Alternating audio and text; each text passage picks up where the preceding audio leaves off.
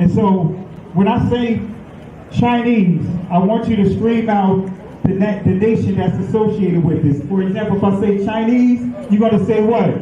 China! All right, let's say it with authority. When I say Chinese, you say what? China! All right, that's just a test right there. So here we go. Chinese. China! Russian. Russia!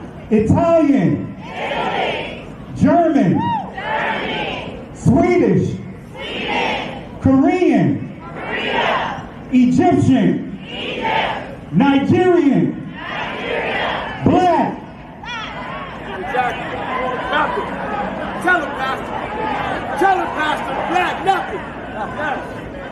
I hope you were able to successfully identify the issue.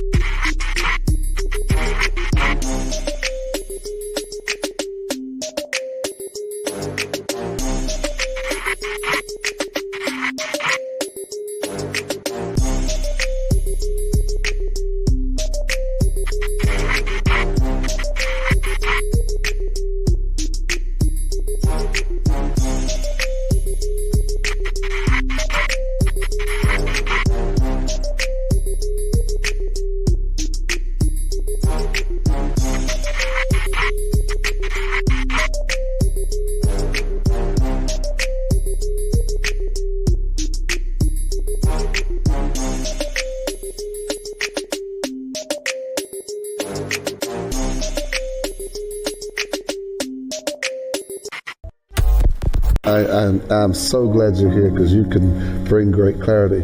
Can you tell us a little bit about the Sephardic Jews and how they were scattered because they went west? I sure can. Because the reason why I want to is because a lot of them, and a lot of people don't know this, are in the Caribbean. They are. In the islands. And you're one of them. I know that. I'm one of them. I know that. Because, you know, a lot of folk don't know that those roots are there. One of the first batches of slaves that came to Jamaica, they were the Sephardic Jews. It's documented. And they're all over the Caribbean, South America, Central America, and even the South Central United States. Wow. And DNA testing is a factor in all this now.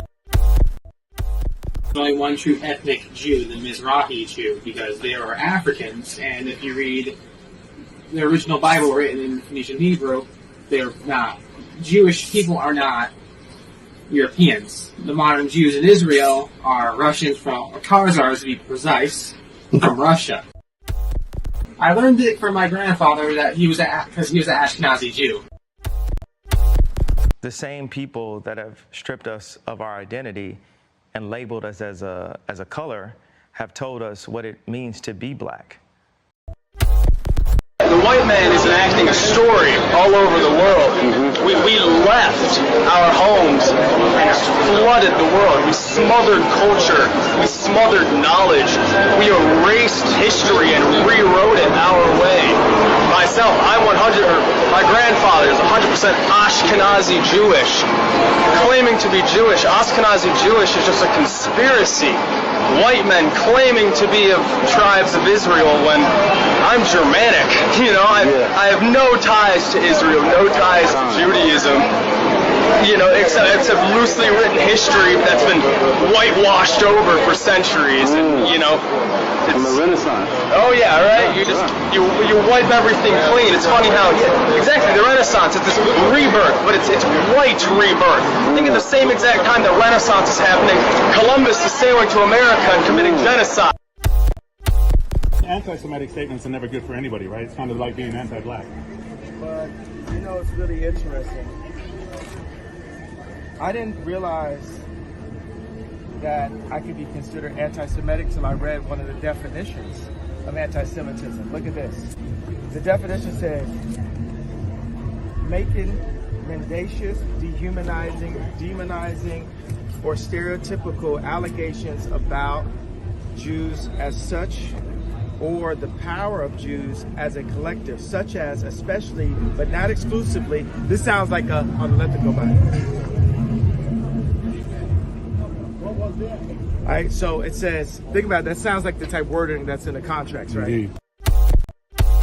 Such as, especially, but not exclusively, the myth about a world Jewish conspiracy or of Jews controlling the media, economy, government, or other societal institutions. But isn't that what you said? That Jews run everything? Yeah, but that actually is considered to be anti-Semitic. Right. So I didn't realize that it was anti-Semitic to say, hey, you know, I have a Jewish attorney, I have a Jewish record label, I have a Jewish contractor, I have a Do you regret your statements? Are the statements you think you should be walking back? I mean, considering... What do you mean walking back? Well, you know, backing up off of them. I mean, the thing is, you've lost a lot of endorsements. People are dropping you. You're getting, you know, vilified. You know, I mean, you might think you're right, but I think, you know, there's a whole world out there that's condemning you for what you said. Okay, so this right here is a chart of Universal Studios, 20th Century Fox, ABC News, CBS News, Columbia Pictures, Warner Brothers, ESPN Sports, Fox News, Washington Post, Metro Goldwyn Mayer, MTV Music Television, Nickelodeon, USA Today, Wall Street Journal, Comedy Central, NBC Entertainment, Google, what else do we have? Disney, ABC Kids and Family, YouTube, Los Angeles Times, Discovery Network, Paramount Pictures, Facebook, Huffington Post, Yahoo, Marvel, Hulu, Cosmopolitan, Time, Touchstone, Associated Press, Pixar, Miramax, HBO, New York Post, LucasArts, MSNBC, DreamWorks Animation. Now the thing is, I skipped over maybe about 5 of them because it was just unclear on this list. The red are the executives that are Jewish at these companies. Do you think they stuck together when they heard what you said? Was that what happened? Am I to take it that this was what you shared was not something that you've even watched? This was you did watch it, or either watch it or read it. I had a lot of time to read a lot, read a whole bunch, good and bad, about the truth of our world.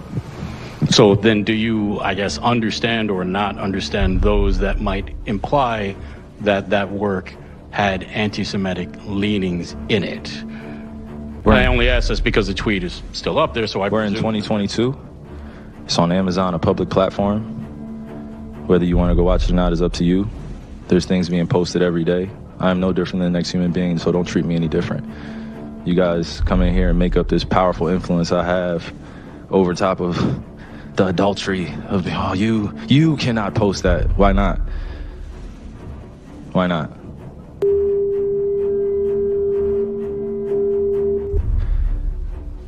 I don't hear uproar in that. I'm not here to be divisive on what's going on this or that. I'm not comparing Jews to blacks. I'm not comparing white to black. I'm not doing that. That conversation is dismissive, and it constantly revolves around the rhetoric of who are the chosen people of God. And I'm not here to argue over a person or a culture or religion or what they believe. No, this is what is here. It's on a public platform. Did I do anything illegal? Okay. Yeah, that's what I'm saying. Did I do anything illegal? Did I hurt anybody? Did I harm anybody? Am I going out and saying that I hate one specific group of people? So out of all the judgment that people got from me posting, I just, without talking to me, and then I respect what Joe said, but there has a lot to do with the not ego or pride of how proud I am to be an African heritage, but also to be living as a free black man here in America, knowing the historical complexities for me to get here. So I'm not going to stand down on anything that I believe in. I'm only going to get stronger because I'm not alone. I have a whole army around me. Kyrie, while we're on the topic of promotion, why did you decide to promote something that Alex Jones said? That was a few weeks ago. I do not stand with Alex Jones' position, narrative, court case that he had with Sandy Hook, or any of the kids that felt like they had to relive trauma, or parents that had to relive trauma, or to be dismissive to all the lives that were lost during that tragic event.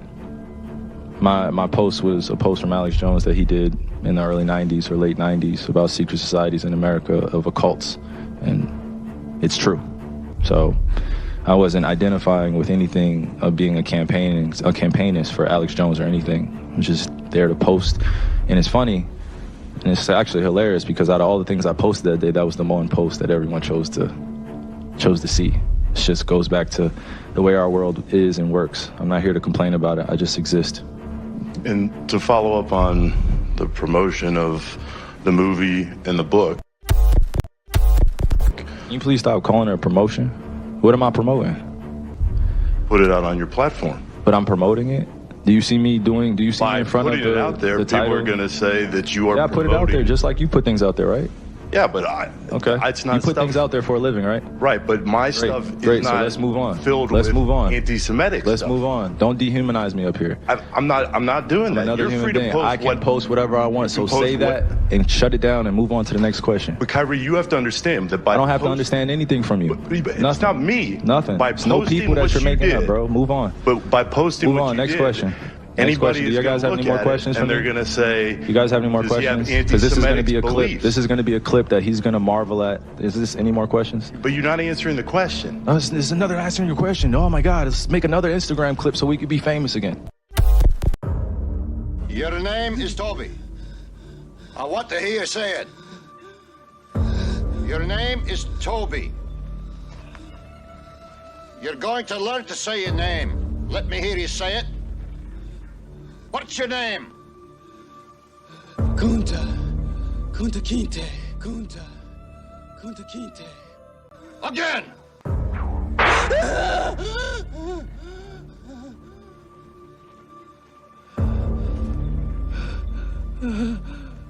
I want to hear you say your name. Your name is Toby. What's your name? Kunta. With a week of hindsight, are you sorry for the hurt that your posts caused people? I take my responsibility for posting that. Some things that were questionable in there, untrue. Like I said, and the first time you guys asked me when I was sitting on that stage, I don't believe everything that everybody posts. It's a documentary, so I take my responsibility. It seems like Adam Silver wanted to hear the word "I apologize," or in your mind, you said, "I didn't mean to cause any harm." Were you apologizing, or did you not apologize? I didn't mean to cause any harm. I'm not the one that made the documentary. What are the specific things in the documentary that you don't believe are true and that you don't believe represent your wrongs? I think some of the criticism of the Jewish faith in the community, for sure. Some points made in there that were unfortunate. Kyrie, are you surprised that you did hurt people? Surprised that I did hurt people? Are you surprised that reaction and some of the things that you did hurt people? Yeah, I think I can ask a better question. It's just, where were you when I was a kid, figuring out that 300 million of my ancestors are buried in America? Where were you guys asking those same questions when I was a kid learning about the traumatic events of my familial history and what I'm proud to come from and why I'm proud to stand here and why when I repeat myself that I'm not going to stand down, it has nothing to do with dismissing any other race or group of people. I'm just proud of my heritage and what we've been through. And the fact that this has pinned me against the Jewish community. And I'm here answering questions of whether or not I'm sorry or not on something I didn't create. And it was something I shared. And I'm telling everybody I'm taking responsibility. Then that's where I sit. So, these same questions that you guys ask, me dealing with it as being a melanated, pigmented person all around the world and dealing with racial biases against my skin color, demeaning me because of my religious beliefs, and I'm still sitting in the seat standing. I take my full responsibility. Again, I'll repeat it, for posting something on my Instagram or Twitter that may have had some unfortunate falsehoods in it. but I also am a human being that's 30 years old, and I've been growing up in a country that's told me that I wasn't worth anything, and I came from a slave class, and I come from a people that are meant to be treated the way we get treated every day. So I'm not here to compare anyone's atrocities or tragic events that their families have dealt with generations of time. I'm just here to continue to expose things that our world continues to put in darkness. I'm a light. I'm a beacon of light. That's what I'm here to do. You guys ask me questions about basketball, I give you my expert opinion. You guys ask me about other things, I give you my opinion, and it's met with whatever you believe the perception or the deception is.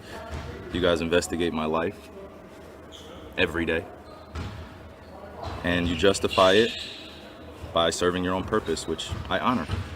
I would like the same respect in return. It's unfortunate timing that we're in, but I'm glad that I could stand on the truth, because I'm not afraid of these mics, these cameras. I used to be, looking everyone in the eye and telling them the truth, and I'm proud of who I am. Any label that you put on me, I'm able to dismiss because I study. I know the Oxford Dictionary, you look it up, right? Just one of the biggest mistakes I had in being a kid was not knowing European or Western language until I started looking it up and understanding the definitions and why they say, if you want to trick a black person, put it in a book. I was wondering my whole life why they said that. Now I'm 30 years old and I know reading is a superpower because it helps me understand where I'm going and where I come from. Like a tree with roots. Kyrie, the documentary listed among falsehoods, it said the Holocaust didn't happen. Do you believe the Holocaust those falsehoods happened? are unfortunate.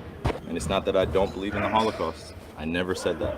Never, ever have said it. It's not come out of my mouth. I never tweeted it. I never liked anything like it. So the Holocaust in itself is an event that means something to a large group of people that suffered something that could have been avoided. No one said we had to practice racism. No one said we had to treat each other like garbage. Kyrie, for the record, do you have any anti-Semitic beliefs? Again, I'm gonna repeat. I don't know how the label becomes justified because you guys ask me the same questions over and over again. But this is not gonna turn into a spin around cycle of questions upon questions. I told you guys how I felt. I respect all walks of life and embrace all walks of life. That's where I sit. I think what people want to hear, though, is just a yes or no on that question. Yes or no. I cannot be anti-Semitic if I know where I come from. I cannot be anti-Semitic if I know where I come from. I cannot be anti-Semitic if I know where I come from. Why is the material in this book and film so deeply offensive? Absolutely. So just here in Los Angeles, the Los Angeles City Council passed 2 days ago the definition of anti-Semitism according to the IHRA, which is the International Holocaust Remembrance Alliance. And in that definition, it says that a perception of hatred to the Jewish community is the definition of anti-Semitism. Now, somebody asked, Charles Barkley asked me 2 days ago, have I read or seen that movie? And so when he asked, I looked it up and I started seeing what those anti-Semitic tropes were. Number one, there's untruths there. And when untruths are then seen as truths to the next person, that leads to very dangerous consequences. Genesis chapter 11, verse 10 explains the genealogy of Shem. Shem was a black man in Africa. If you repeat this fact, they can't laugh at you. If you repeat this fact, they can't laugh at you. If you repeat this fact, they can't laugh at you. Want to say peace and blessings to everyone. I want to start off by apologizing. I was trying to put these clips together. This is a last minute live. This is not a scheduled live. And I just wanted to briefly discuss the situation with Kyrie Irving. You guys know what I've been teaching on that. But before I go on, let's make sure that my mic is good. If my mic sounds good, like back in the day, I believe it was Salt and Pepper. My mic sounds nice. Check one. Mic sounds nice. Check two. If my microphone sounds all right, type one. If it sounds distorted or muffled, or like the last time we had this live, it sounded really sluggish and all. So All right, great, great. Now, the reason why I extended the intro here for some, it was for some of you guys that may not be up to speed with what actually transpired with the Kyrie Irving situation, and which is very troubling from a perspective of the last Saturday. I was about to say Shabbat. We honor the Shabbat, but Saturday night is not the Shabbat. That's going into the first day of the week. But anyway, I shared the source article, and we'll cover some of just a little bit of that again.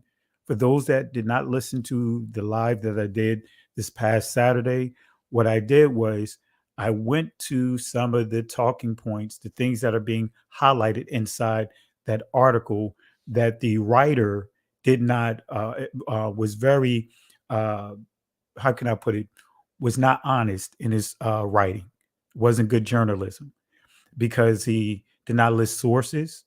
He did not show the sources that Ron Dalton in his book highlighted. And so there's a lot of stuff that's going on right now.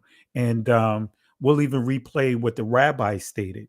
Because one thing you notice when questions are asked and you ask, can you tell me, or, you know, when they're commenting about the movie slash book, you don't actually hear actual statements saying this is what it says at this point here, right? And then you could go back and validate it to see if it's truth, right? And I am going to research the Holocaust portion of it because I didn't take a look at that. I have time to take a look at that, but I did pull up sources, right? One thing that's not highlighted in Ron's book, Ron Dalton's book, is that he lists sources. So the question is, if you show a source from the Jewish community, like the Talmud, the Mishnah, you know, those are considered other rabbinical literature. If you show sources out of those books, out of those, what I want to say, writings, so to speak. So the origins of it, the person that wrote that, the people that wrote it, they're not anti, but the people that reference it is anti. See, that's what's happening, family. Right now, the source is not anti, but the person that may use that source is anti. If you guys agree with what I just said, type 1, because that's what seemed to be the playbook right now. Because when you listen to what Kyrie Irving said, if you really listen to what he says he's accountable. He's holding himself accountable for posting the movie, the link on his Twitter page. But he said he's not apologizing for the movie itself. Whether you agree with the movie or not, right? I would, if I was in his position, I would be insulted as well, because it's almost like they are trying to make him apologize for something that's not his source, something that a work that he did not do. Now, come on, family. You know, as the rabbi pointed out, anything that can be perception, give a bad perception to the Jewish community can be considered anti, according to the Holocaust Council that he pointed out. Now, we could go right down the list, starting with the movies that was done about our people, about our heartaches, about the slave trade world, which was the actual world war. How many of you guys got insulted, didn't want to even go watch the movie? For example, what's that? Harriet Tubman. When I saw the write-up and I saw what it was about, man, I couldn't watch it because it's like, wait a minute, this is completely incorrect. How many movies have been made about our people, about if we want to use the term Holocaust, because when you look at the transatlantic world war, how many how many times, how many movies have you seen that was completely inaccurate, that completely took, was way out in left field, but they're up on YouTube. I mean, not YouTube, they're up on Amazon, they're up on Netflix. You don't see people being questioned like that. You don't see someone that may have posted it, or a star or entertainer that posted that movie, being held accountable for the movie. We could go list by list, just about every movie that represents us, that talks about our atrocities, have been fabricated, has been fabricated. And so, and I apologize for the Roots clip. I was trying to, I was putting all my clips together, and the Roots clip, I forgot to clean it up, and that's why it didn't look the way that I wanted it to look. But what you see inside that clip is what what it appears or seems as if the media, right, those reporters and all those that are involved here, is trying to get Kyrie Irving to apologize for a body of work that he did not do, even when he made it clear that he don't support, for example, the Holocaust. And I didn't see it in the book. I'm gonna look it up to make sure that I'm clear with it. I'm trying to get clarity, because he made a lot of reference to the Holocaust, but I didn't see anything with him saying that the Holocaust was fake for us. And we made, if I could share my screen with that, I'll bring his book up, because I had the Kindle version of it, and we could see if there's anything inside his book that makes a reference of saying that the Holocaust wasn't real. We could do that. But family, we have to take a stand. We have to take a stand, family.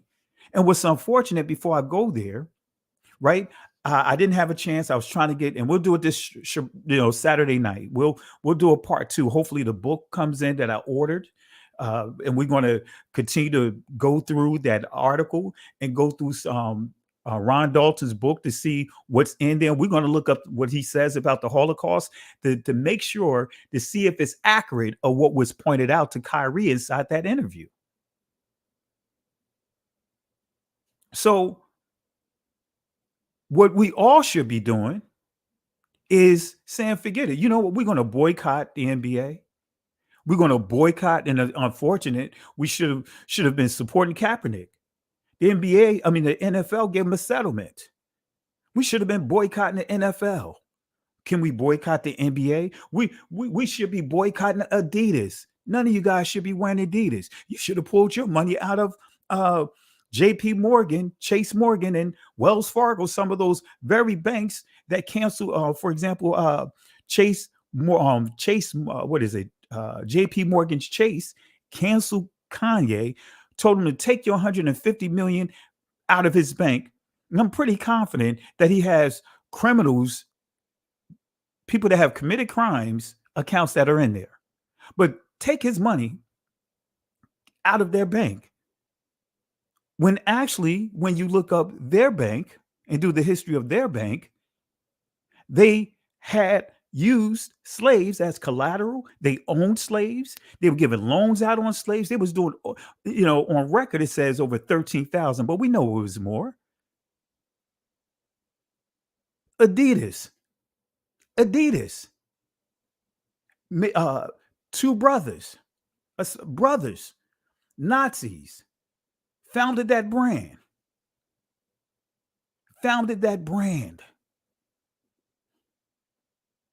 See, family, anything but the Negro. Let me say that again, family. Anything but the Negro. Let me say it one more time. Anything but the Negro. Family, I love my Adidas. I love my shell toes. I still wear my shell toes. Or used to wear them, rather. I don't wear them anymore. I will not wear my shell toes. I will not wear any Adidas brand, any of the brands that are doing what it is doing right now. And I love my basketball. Guess what? I am not watching NBA anymore. I'm leaving the NBA alone. I used to watch football, but when the Kaepernick thing happened, I used to be a diehard Cowboys fan.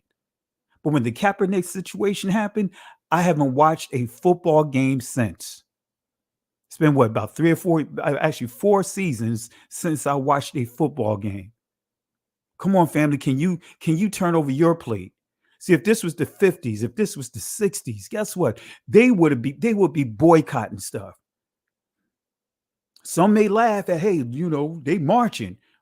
Well, guess what? They were boycotting. At least they were doing something to take a stand. What are we doing right now? I'm so disappointed in hearing Shaq. Oh, Kyrie Irving, he's an idiot. He disgraced the game. He's an idiot. He disgraced the game. He's an idiot. Charles Barkley, straight terrible, just straight terrible. He just straight terrible. He just an idiot. If I was the Nets, if I was the owner of the Nets, I'll cancel Kyrie. I would cancel. It's just straight terrible, just straight terrible. Calling a man an idiot. What about, and I'm going to post a video.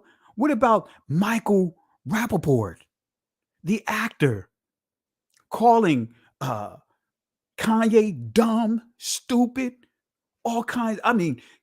Mocked him because of his medical condition, laughing and mocking. Can you imagine if one of us did that?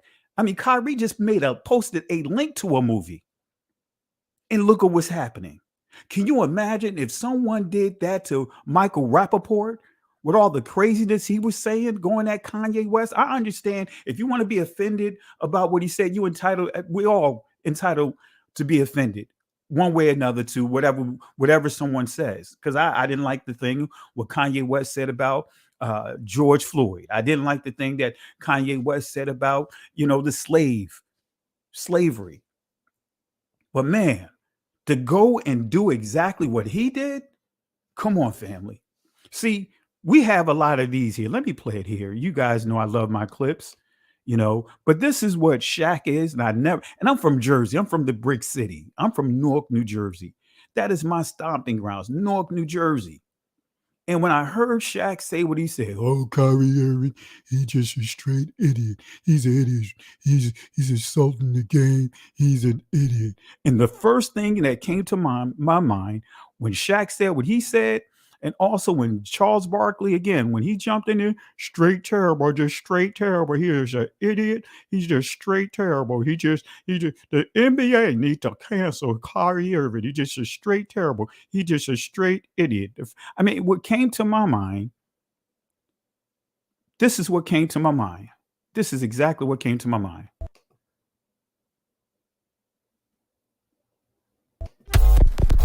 This is Hoppin' Bob. You run afoul of Bob, you run afoul of me. You run afoul of Bob, you run afoul of me. I'm tired, boss. He said it's too hot, boss. He's tired. Too hot? He tired? Uh-huh. You tell that lazy jigaboo in the state of Mississippi I ain't interested in his meteorological assessment. Listen up, jigaboo. State of Mississippi ain't interested in your meteorological assessments. You tell him the state of Mississippi is only interested in getting this here ditch cleared by sundown. State of Mississippi wants this here ditch cleared by sundown. You got that, boy. Got it. Boss. He don't sound like he from around here. He from New York City, boss. He from New York City, boss. He from New York City, boss. See, that's Hoppin' Bob, family. That is Hoppin' Bob. Y'all know Hoppin' Bob from life. That's Hoppin' Bob. I'm not going to use the term coon because I don't approve of anyone using that word, because when you understand the word coon, baraka, the very things, or should I say the place that they held our ancestors in, those holding places, they would have us cramped up in there. You'll see that at the point of no return, the castle, not castle, is it Elmira? I believe Elmina, that's the name of it. Elmina, the point of no return. You'll see that down in Savannah, Georgia. You'll see all through Charleston, South Carolina. You'll see these dungeons that they held our ancestors in like animals. So I don't use that word coon, right? Because that's still insulting our ancestors. But what I do use is Hoppin' Bob. I don't even use the word Uncle Tom, because Uncle Tom, if you understand Tom, especially from a Hebraic perspective, Tom, right? The ancient is Thom. It's a positive name. It's a very positive name, right? Malcolm X gave a story about the field Negro and the house Negro, right? He didn't quote Uncle Tom's far as the book correctly, but I don't use those things. Uncle Tom, if you want to be real with it, Uncle Tom, read the book. He was very honorable, totally the opposite of what we think he was. And when you read about Uncle Tom, right, the house Negro, the field Negro, like Malcolm X makes reference to, that's Jacob and Esau. Jacob was described as being a plain person. In other words, the Hebrew word you'll see there is Tom or Thom, right? I'm saying Thom from the ancient Tom, Israeli, right? So it's a positive word. It's a positive word. And see, when Kyrie Irving said that he goes to he make it a point to go to the source of words. He mentioned the Oxford. He mentioned the Oxford family when they was talking about anti-Semitism. In the initial interview, he said he goes to the root of words. Family, he gave some nuggets of how he go and process things.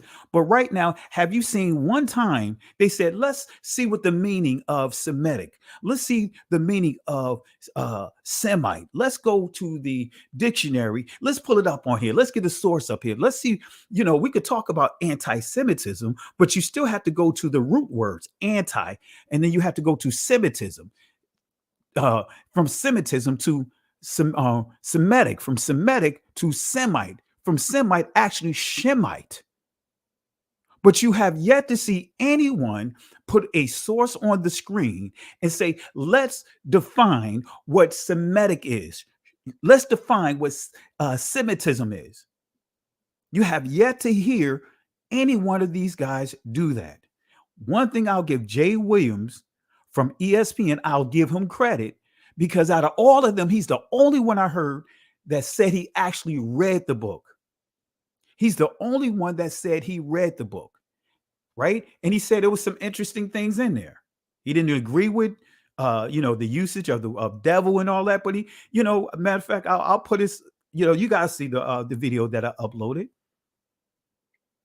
So you don't see sources being placed on the screen.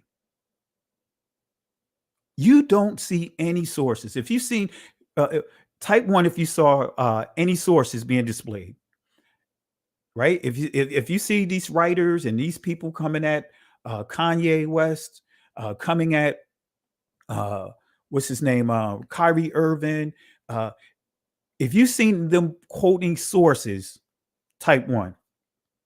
If you haven't, type 2.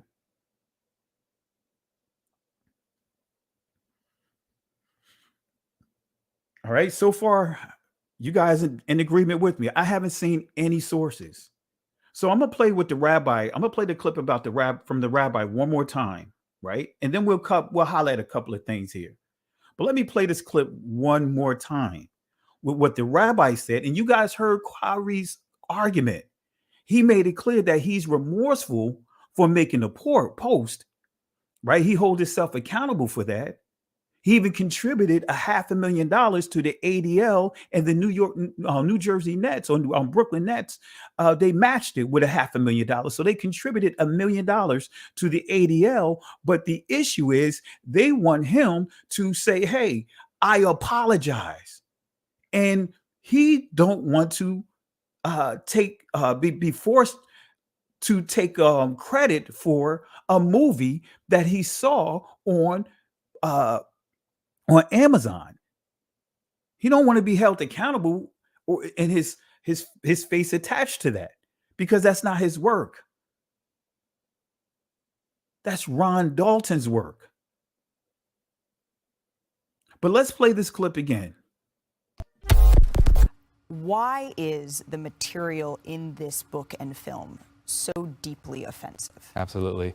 So just here in Los Angeles, the Los Angeles City Council passed 2 days ago the definition of anti-Semitism according to the IHRA, which is the International Holocaust Remembrance Alliance. And in that definition, it says that a perception of hatred to the Jewish community is the definition of anti-Semitism. Now, somebody asked, Charles Barkley asked me 2 days ago, have I read it or seen that movie? And so when he asked, I looked it up and I started seeing what those anti-Semitic tropes were. Number one, there's untruths there. And when untruths are then seen as truths to the next person, that leads to very dangerous consequences. All right. So he said he saw some untruths, used the word tropes. Right. Let me play it one more time. Let's see if he given some actual things that he read or saw in the movie.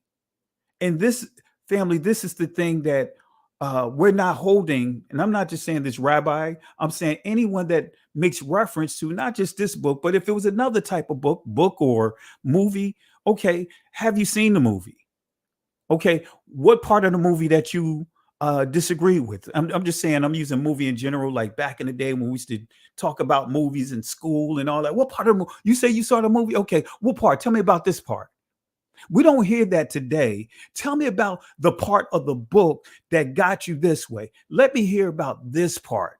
All right. Be specific on exactly what you read or what you heard. Be specific and let's see if you're accurate with what you're saying. But at least you're quoting things from and giving up something, a point of reference that you can go to. Because back in the day, man, it was everything, man. You know, we used to do all kinds of stuff to lie about movies that we saw. See, I had a nice way. Me and my brothers had a routine. You know, you guys call it ear hustle. We had a great ear hustle way of doing things. You know, if I didn't see it, we didn't have cable. I ain't gonna even say if I didn't see. We didn't have cable. We had that black and white television that sat on top of that color television that was broke. Right? We had the butter knife or the set of pliers to turn the television. You know, you had to bang it on the side. We had the aluminum foil tips on the hanger that was attached in it. That's why I have the logo here, as you see on the screen, the television with the hanger right there. That's just a reminder of where I come from. Right. So what we used to do, we knew that there's certain movies that people would want to watch. So what we would do when I get to homeroom, I let everyone talk about the movie. They're talking about the movie. Oh yeah, this part. Did you see Five Deadly Venoms? You know, this part, that part, this part, that part. I'm like, okay, I'm just listening. I'm not saying anything. Right. Then we get to the next class. Same thing. They talking about the movie. So now they're giving some key things. I'm making a mental note of it. Then we get to a third class. Same thing. So by the time we get to lunch, now I'm talking about the movie like I saw the movie. If the movie was in my face, I couldn't tell you what it was. But I'm operating in what is called the spirit of canary. That's also the spirit of charms. Now I'm just echoing what I hear someone else echo. And that's what we see happening right now. People are echoing something that they haven't even watched themselves. I'm pretty confident that Charles Barkley did not watch the movie. I'm pretty confident that Shaq did not watch the movie. I'm pretty confident that Amari Stoudemire, which is a major disappointment to me, because just from a perspective of Amari Stoudemire is a coach on the New Jersey Nets. A coach on New Jersey Nets before the suspension came down. He's public. He's in the live talking about Kyrie. Come on now. What kind of business etiquette is that? Oh, Kyrie Irving, he calls you on himself. Come on, man. Come on, man. Forget the NBA. Forget the NFL. Forget Adidas. Forget all these different businesses. Forget Chase. That's right. Kyrie Irving is from Jersey. Jason Williams is from Jersey. At least Jason Williams watched the movie. Whether you agree with his assessment or not, at least he watched the movie. At least he watched the movie. I'm going to play what the rabbi said one more time. Play it one more time. Why is the material in this book and film so deeply offensive? Absolutely. So just here in Los Angeles, the Los Angeles City Council passed 2 days ago the definition of anti-Semitism according to the IHRA, which is the International Holocaust Remembrance Alliance.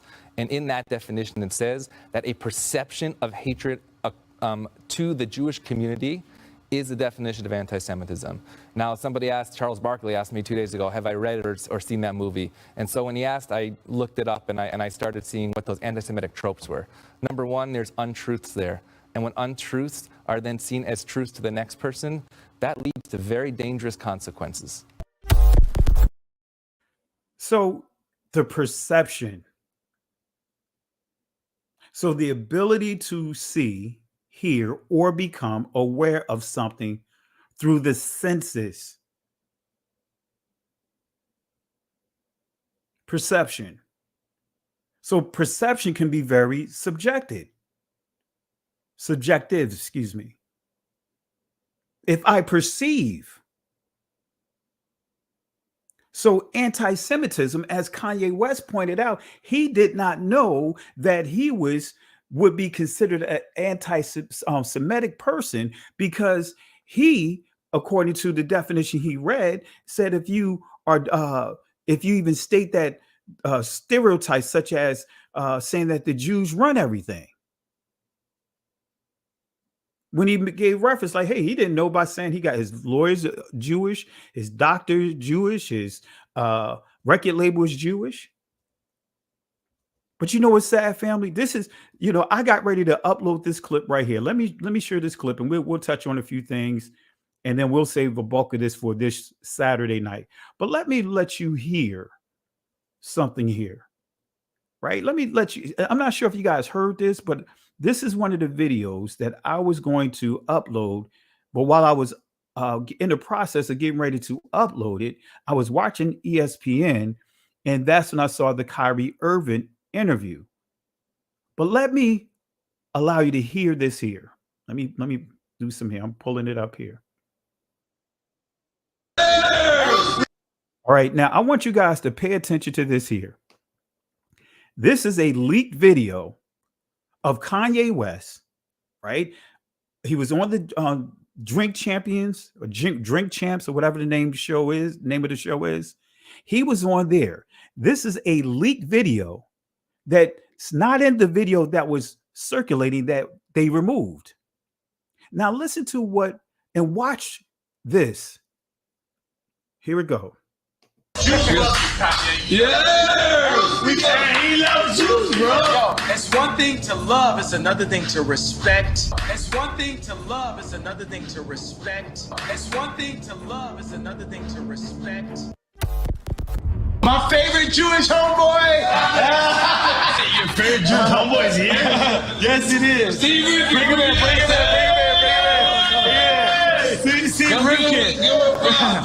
Yeah. Give him a 5 and you gotta move up. Yeah. Come on. No, this is good. This is good right here. Steve Ripken. Yeah, I love Steve, man. Steve is the go, bro. We love Steve. Steve, I'm going back. All right. Nah, Steve, you gotta sit down, bro. I got a flight to catch. I got Carl. All right. Yo, we gotta put it together. Yo, you gotta show us how to put this label together. You gotta get all the Jewish information, all the Jewish stuff. Yeah! He loves Jews, bro! Yo, it's one thing to love, it's another thing to respect. It's one thing to love, it's another thing to respect. Well, I love you and I respect you. Yeah.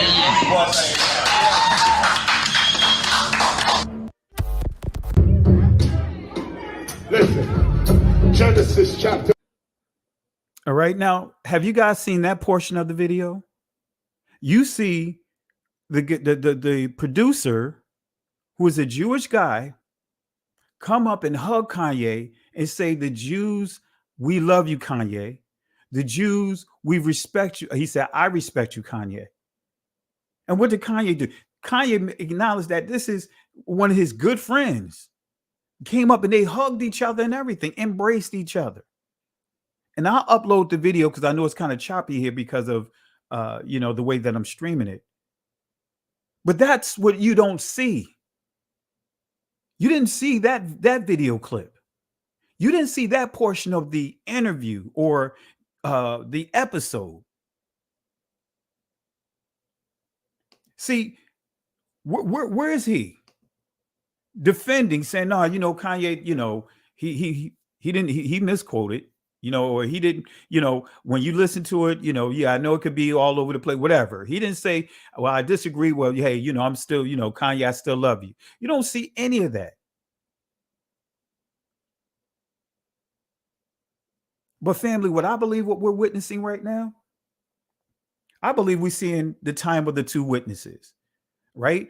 And what I teach the two witnesses, I'm not saying Kyrie Irving and Kanye West are the two witnesses.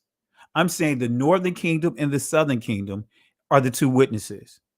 And it tells you how the two witnesses going to speak with authority, speak with power, shut things down. And then what's going to happen? You'll see the blood in the streets. They'll be murdered. They'll be slaughtered in the streets. What's happening to us, our community, where you see blood all in the streets? What's happening to our community? You see that any one of us that even make the slightest comment about being Israelites, what happened? Right? Stoudemire, right? He goes by, he's Jewish, considered to be a black Jew. And that's because he went through conversion, right? He converted over to Judaism.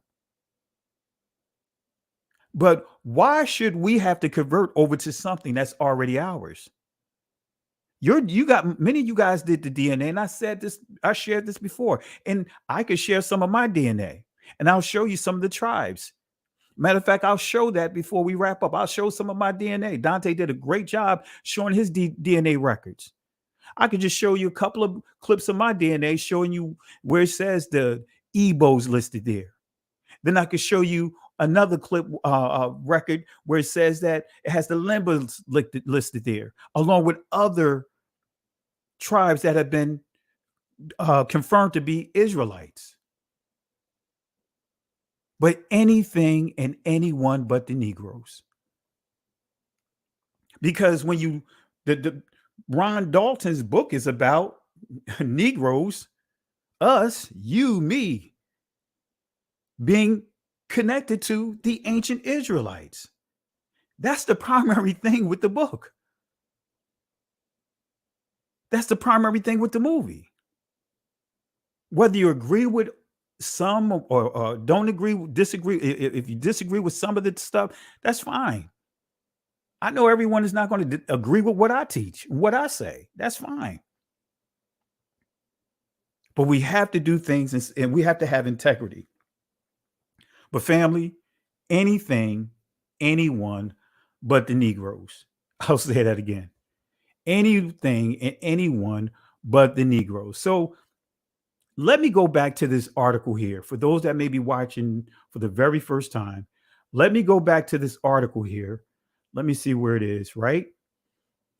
Let's go to this article here. This is the Rolling Stones article that, pretty much triggered it all. Let me pull this up here. All right. All right. Let's pull up this Rolling Stone article here. Right. And this is the initial tweet that Kyrie made on October 27th. This is the Rolling Stones article by John Blistein. Kyrie Irving boosts anti-Semitic movie peddling Jews slave ships. Right. And this is the article right here. Now, matter of fact, because I mentioned the Willie Lynch letter, right? So let me highlight something here. Let me bring something up here. I thought I had it here because I'm going to explain this Willie Lynch letter to some of you guys that may not be familiar with it.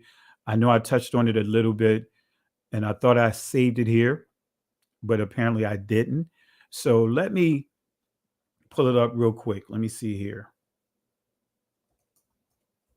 Let me see here. I'm going to put a couple of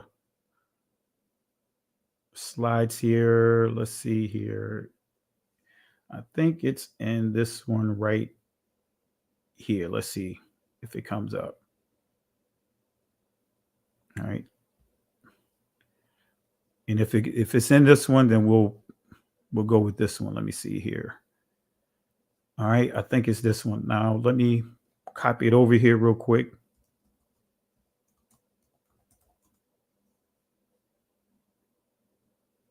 All right, let's see here. All right, I'm going to copy this over. Oh, no, that's not the full one. Let me get my other one. I thought that was the one that had the full explanation. Let me get the other one here. Willie Lynch. All right, this is the one. Fathers no longer needed. And I'm going to copy this over so that way you guys can see it. All right, so I'm doing this on the fly, family. Let's see here. All right. Y'all know me, I'm very particular when it comes to my presentations.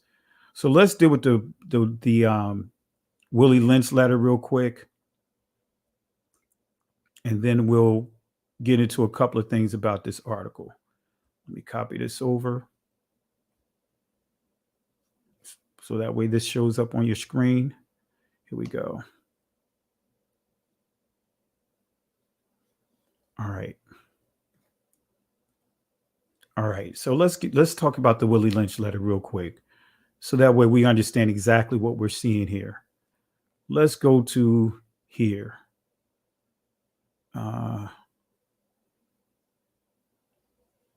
Let's start here.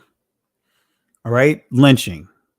And what you see in the backdrop there, family, that is an actual end result of a lynching, right? See, family, most of us don't understand what a lynching is. You know, many will say, oh, you know what? The Willie Lynch letter is made up. It's not real. Like you probably got some people inside the chat. Moderators, feel free. If anyone acts crazy or posting any crazy stuff, knock them out. What I mean by that is, let me be clear, block them if they're acting crazy. Time out, but if they going over the top, block them out, right? So I want to make sure I'm clear on that. All right. So some would say, oh, the Willie Lynch letter didn't exist. Whether you believe it existed or not, but the principles within that letter is real. Because if we go here and we see, for example, the etymology dictionary definition of lynching, right? You'll see that there's somebody by the name of, that goes by the name of this person. Matter of fact, I'm here in Virginia. You have Lynchburg, Virginia out here. But let's look at the content of this letter.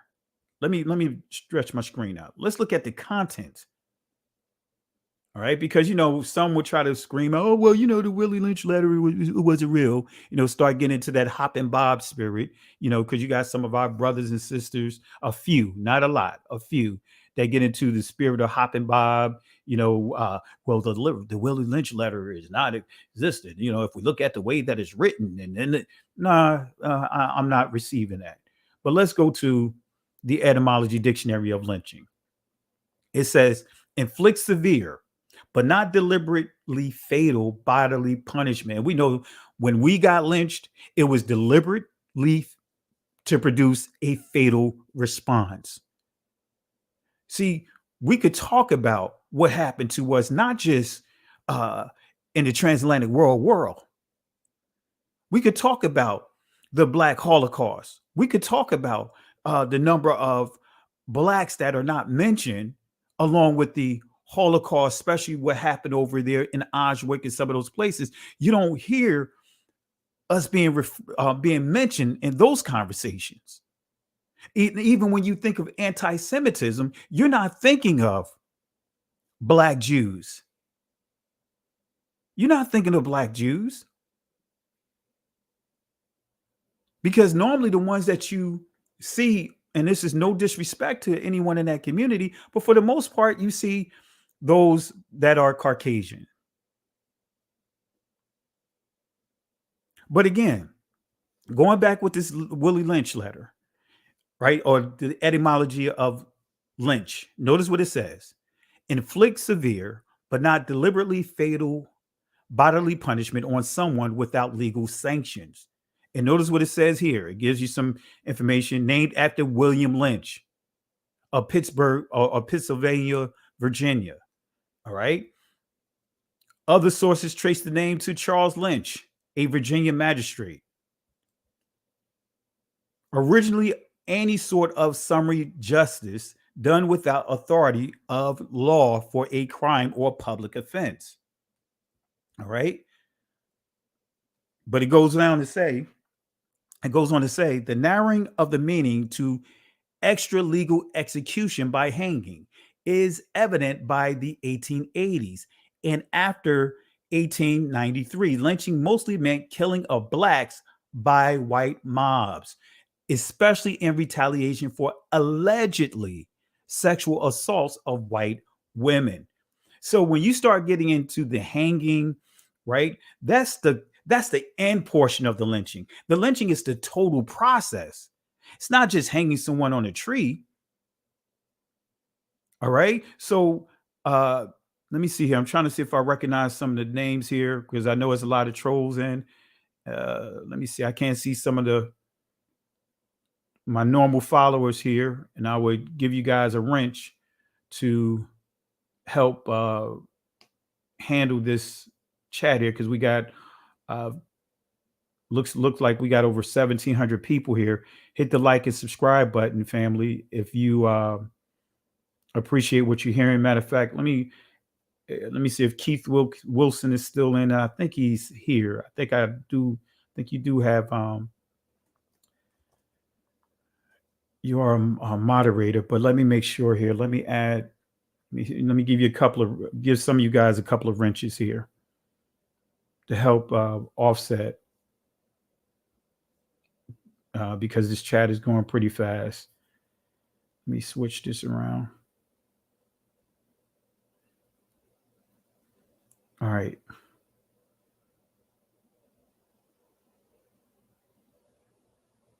Let's see here. All right. Let me see here. All right. I'm going to give you guys some wrenches to kind of help facilitate. All right. Somebody gave. Okay. Appreciate you, Joy. Matter of fact, because he's acting continuously acting up, looking here, just continue to, just completely kick him out. Yeah, see you, Angie. Yeah, just kick him out. I know it's a lot. Let me see here. Who else here? I thought I saw. All right, I'll just keep this window open here so that way if I see some familiar faces here, I'll just give you guys a wrench so that way you guys can help facilitate this chat. Let me see here. Malaka, I'm giving you a wrench if you're still there. All right, let's see. Who else do we have here? All right, I'm trying to see if it's anyone else here. All right. So guys, if you see anyone acting crazy inside the chat, you know what to do. Don't even give them room to act crazy here. All right, let me see here. And some of you guys with wrenches, make sure you're not acting crazy too. All right, love you guys. But let me see here. Sister Carol, I see you there. Appreciate it, big sis. Who else here? All right. See my buddy Jay Highstyle. Appreciate it, family. Really appreciate it. All right. And I'll dish a couple of wrenches out as we go along. If I see some familiar faces, it's a lot here inside the chat. All right. Don't want to spend too much time going through here. All right. Okay. Here we go. Apologies, family. See my cousin Benea. Appreciate you. All right. Appreciate you, cuz. All right. So let's go ahead and talk about this here. All right. Let's go into the letter. And what you see in the backdrop, the background here, this is an actual lynching. The end results of a lynching. This is a brother man, being treated like game, like someone went and caught a deer or someone went fishing and got a large catch. He's on a port. here being presented like game. All right. But the Willie Lynch system produced the lynching law. Right. And here's some quotes from his letter and how to emasculate the Negro. And I'm going to show a couple other things here tonight. Hence, both the horse and the Negro must be broken. Right now, I'm going to show you here what they talk about the civilized and the uncivilized. Right. When you think of Kyrie Irving, they use the label, they label him as being a free thinker. Like free thinking, the way it's being used is interchangeable with uncivilized. And I'm going to show you here. Hence, both the horse and the Negro must be broken. That is breaking them from one form of mental life to another. Keep the body, take the mind. In other words, break the will to resist. When it comes to breaking the uncivilized niggas, right? I'm going to say it that way. I'm going to say it a few ways because you guys know what I'm going at when I say this, because a lot of people get offended. Oh, did he just say niggas? Did he say negas? Did he say nagad? For those that are watching for the first time, let me let you hear a spelling bee. And before I let you hear the spelling bee, let me let you hear a Bible app called the Blue Letter Bible that allows you to hear the audio of pronunciation of the word. So let me let you hear what it says about that word that I just mentioned, the proper clarity of that word. Here it is. Strong's G 3526. Niger. Niger. Strong's G 3526. Niger. Niger. So guess what, family? I'm saying that word out of order. I'm not insulting anyone, but that word was actually an honorable word. That's why Kyrie made a reference of going to the root words and meaning of words to make sure he has proper clarity. And that word nigger, Nigger, and that word Niger, which is not Niger, is actually pronounced the same way. It comes from interchangeable with nigas, the Greek pronunciation, as you just heard here. It's also negas, which is also an Ethiopian title, right? Let me let you hear the spelling bee so that way you can hear it here, right? Because this is a kid in the spelling bee struggling. Here it is. Notice what it says here. Here it is. Negus. Negus. Negus. Andrew, did you say the word loudly for the judges? Nigga. Negus. One more time. Nigger. Negus. Negus. Nigga. Negus. All right. That's courtesy of the Boondocks. Now, what's going on here? Don't tell me this. Let me close some of this stuff out here.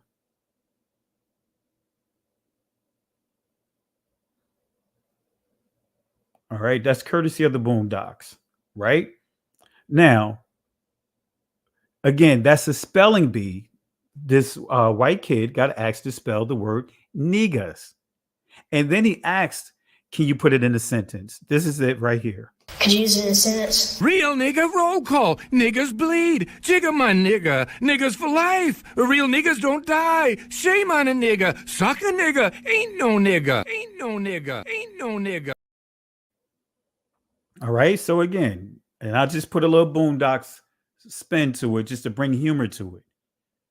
So that word niggas, Negus, niggas, right? Also Niger, Niger, the word Negro, Negro or Roe.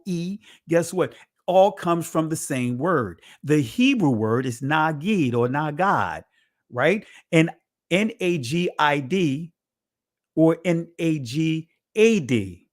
And David was referred to as a nagid, which is interchangeable with nagas or negas or negas.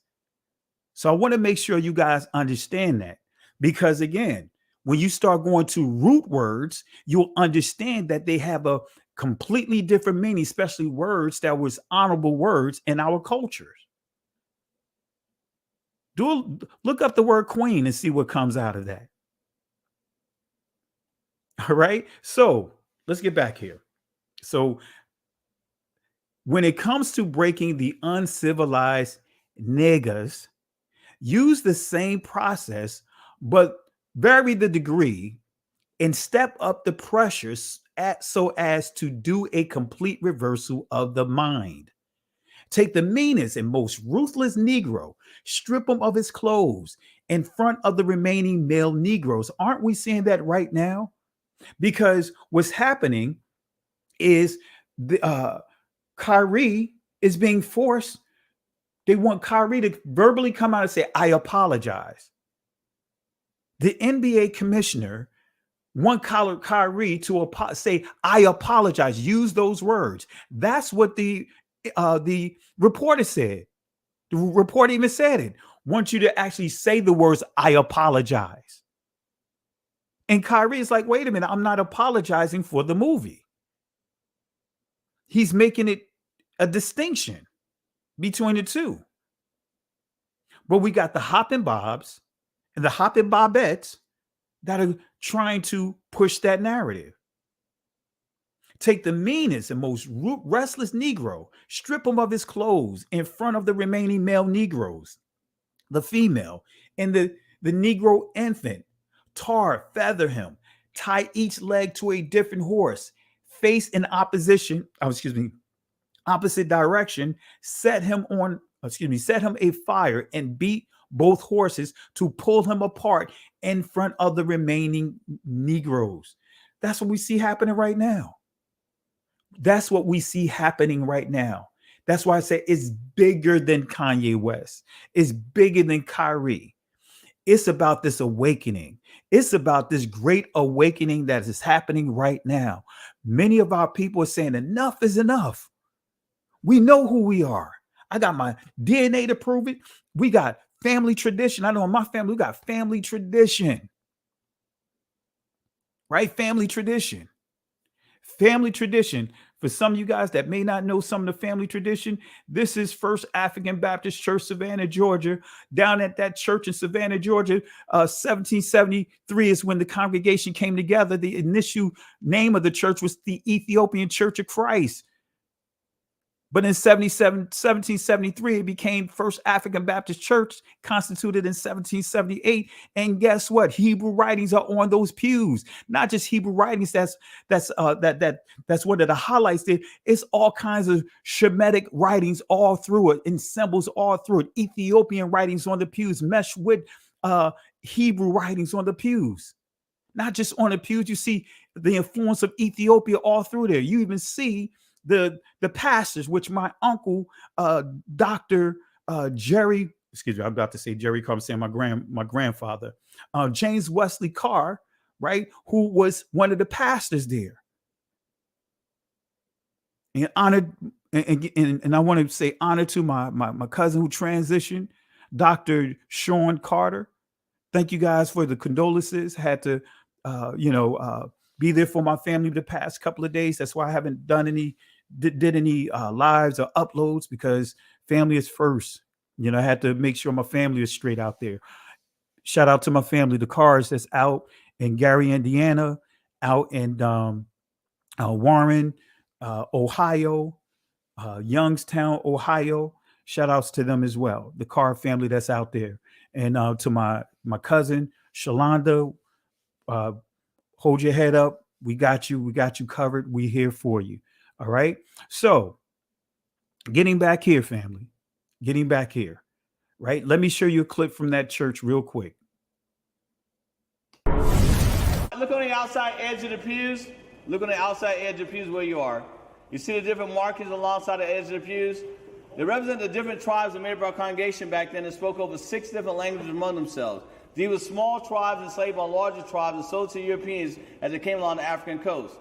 One of the major languages they spoke back then was that of Aramaic and also too of Hebrew, which means the writings read from bottom to top. Assalamu alaikum.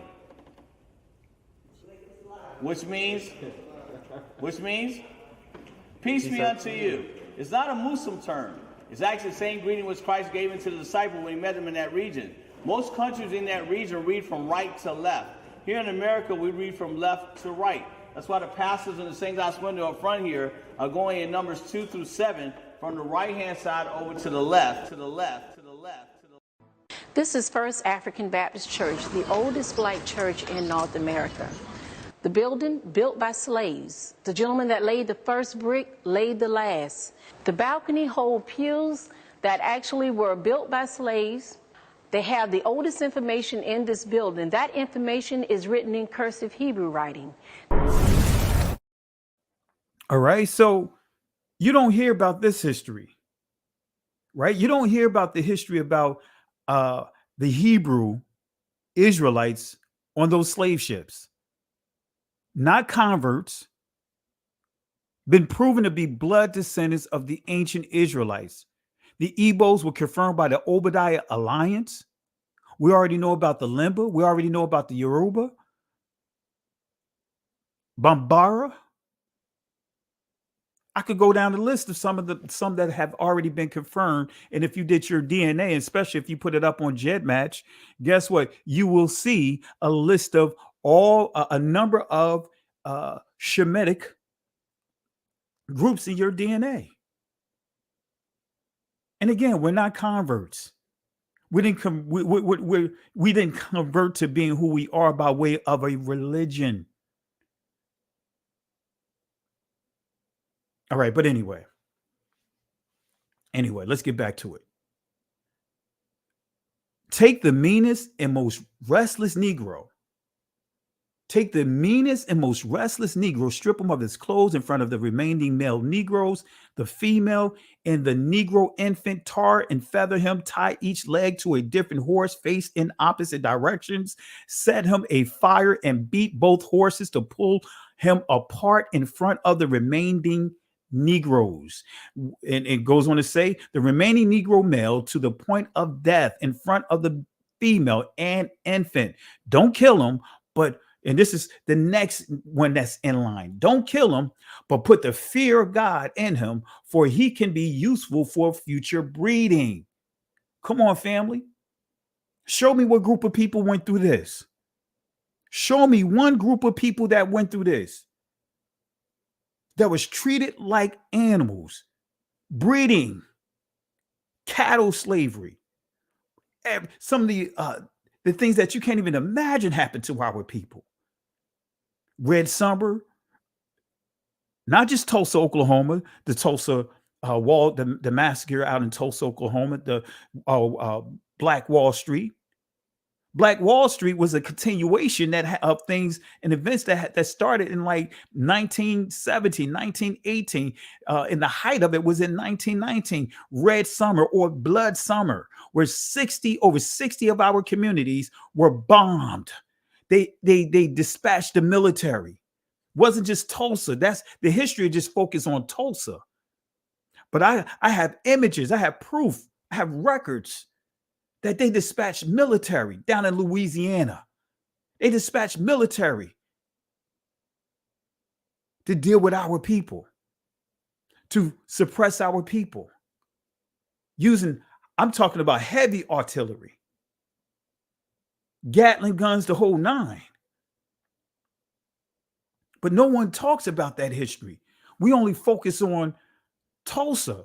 But even the tragedy that's happening to Tulsa, out of the thousands of people that was murdered, that was robbed, that was left homeless, only 3. The courts just declared earlier this year, only 3. The surviving 3, not their families, not their daughters, not their sons or daughters, not any of them, only the surviving 3 can file. And if they're still alive, they can get compensation. But if they die in the process, they don't get nothing. Nada. Come on, family. But we don't talk about that history. In the letter, he further gives instructions, in other words, laws, and how to systematically break the woman's trust in the man, right? He says this: we have reversed the relationship in her natural uncivilized state. She would be a strong dependency. She would have, she would have a strong dependency on the uncivilized negas, male, and she would have a limited protective tendency towards her independent male offspring and would raise male offsprings to be dependent like her. See, guess what? It says, embarrass him, humiliate him, so that way all the people would no longer look at this person as being dependent. Right? Now she will be that uncivilized male. Now her security will be now taken from him to who? The very oppressors. Showing the children, teaching the children that the black man, the Negro, the negas cannot protect them. Nature had provided for this type of balance. We reversed nature by burning and pulling a civilized Negro apart and bullwhipping the other to the point of death, all in her presence. By her being left alone, unprotected, with the male image destroyed, the ordeal caused her to move from her psychological dependent state to a frozen independent state. We see that happening right now because this process wasn't just a one-time, one generation process. It's supposed to be a perpetual process. That's the goal. In this frozen psychological state of independence, she will raise her male and female offspring and reverse roles. So now that we got that out of the way, that's what we see happening right now, right? That puts you in the mindset of roots. So let's go to this article, and I'm gonna drop the link inside the comment section for those that want to come on and have a discussion. I want to say peace and blessings for the contribution by Young Brew. I thought I saw it here, and if anyone else gave contributions, my apologies for missing it because I have one screen. I still didn't make my way over to get me another screen to put on my desk here. I'll try to do that this weekend. So, Rolling Stones, John Blistein, Kyrie Irving boosts anti-Semitic movie, peddling Jewish slave ships, right? Peddling Jewish slave ships. That's in the title here. The title here. But again, hours before Brooklyn Nets lost on Thursday, noted free thinker and basketball player Kyrie Irving, and notice the things that they're saying about him, all the stereotypical things. Oh, he don't ever want to go to work. He always look. Y'all know Stephen A. Smith. Stephen A. Smith wrote him about him not taking the jab. Oh, Kyrie, he just so irresponsible. Kyrie this, Kyrie that. Oh, anyone that don't have the jab, you can't work with me. I can't work with nobody that don't have the jab. Stephen A. Smith was saying all kinds of stuff. But since he's taken the vaccine, he done had COVID, 3 times? He's out on COVID right now. I haven't had it, right? I haven't had it. And I stood firm on my ground. I stood firm on this solid ground. But they rolled Kyrie on that. Rode him hard. And they pushed the narrative. Kendrick Perkins, all those guys. Kyrie, you can't trust it. He can't be trusted. Got our own people. If you notice a lot of the images when you start looking at slavery and you look at some of the beatings, the buck breaking, you'll see our people right in the middle of it doing a lot of the whipping. Right? And I'm going to do something real quick, just so that way we get a clear understanding, right? Once we get to another place here, another place we could stop here. Matter of fact, I don't need to put this Georgia thing here. Let me add a slide here for those that are not familiar with some of the things that I'm pointing out here. Let me do this here. Let me pull up a couple of images here.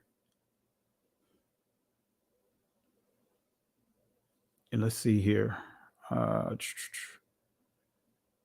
Let's see. I think it's right here. Yeah, let me pull some of this in here. I want to pull some of these in here So you can pay attention to the name at the bottom of some of these.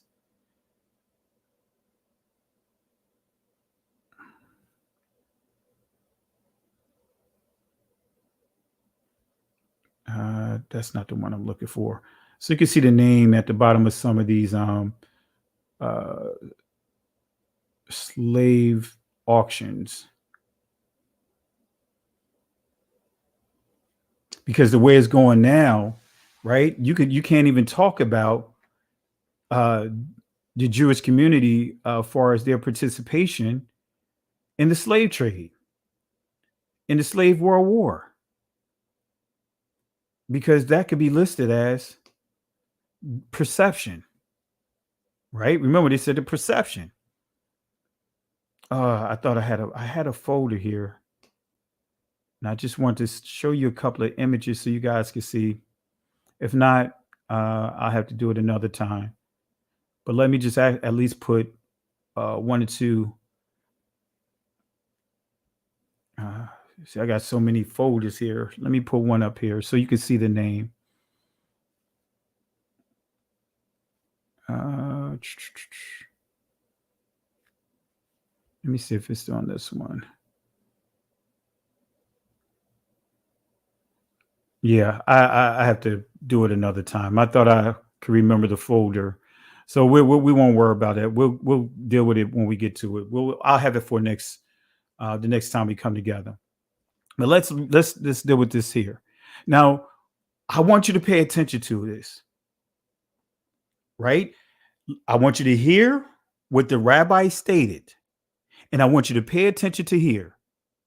Twitter to boost a movie and book, Hebrews to Negro, stuffed with anti-Semitic tropes. That is the buzzword that you hear circulating. Have you? And I want you guys to listen here. They are using the Rolling Stones article as their talking points. And I'm going to show you that I can pick this letter apart. But let me show you something here.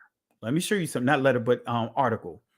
Notice again, Hebrews to Negro stuff with anti-Semitic tropes, right? Now, notice what this rabbi said.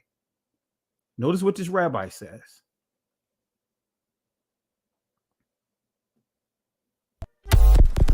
Why is the material in this book and film so deeply offensive? Absolutely. So just here in Los Angeles, the Los Angeles City Council passed 2 days ago the definition of anti-Semitism according to the IHRA, which is the International Holocaust Remembrance Alliance. And in that definition, it says that a perception of hatred to the Jewish community is the definition of anti-Semitism. Now, Charles Barkley asked me 2 days ago, have I read it or seen that movie? And so when he asked, I looked it up and I started seeing what those anti-Semitic tropes were. Number one, there's untruths there. And when untruths are then seen as truths to the next person, that leads to very dangerous consequences. All right. Now, did you guys hear what he said, right?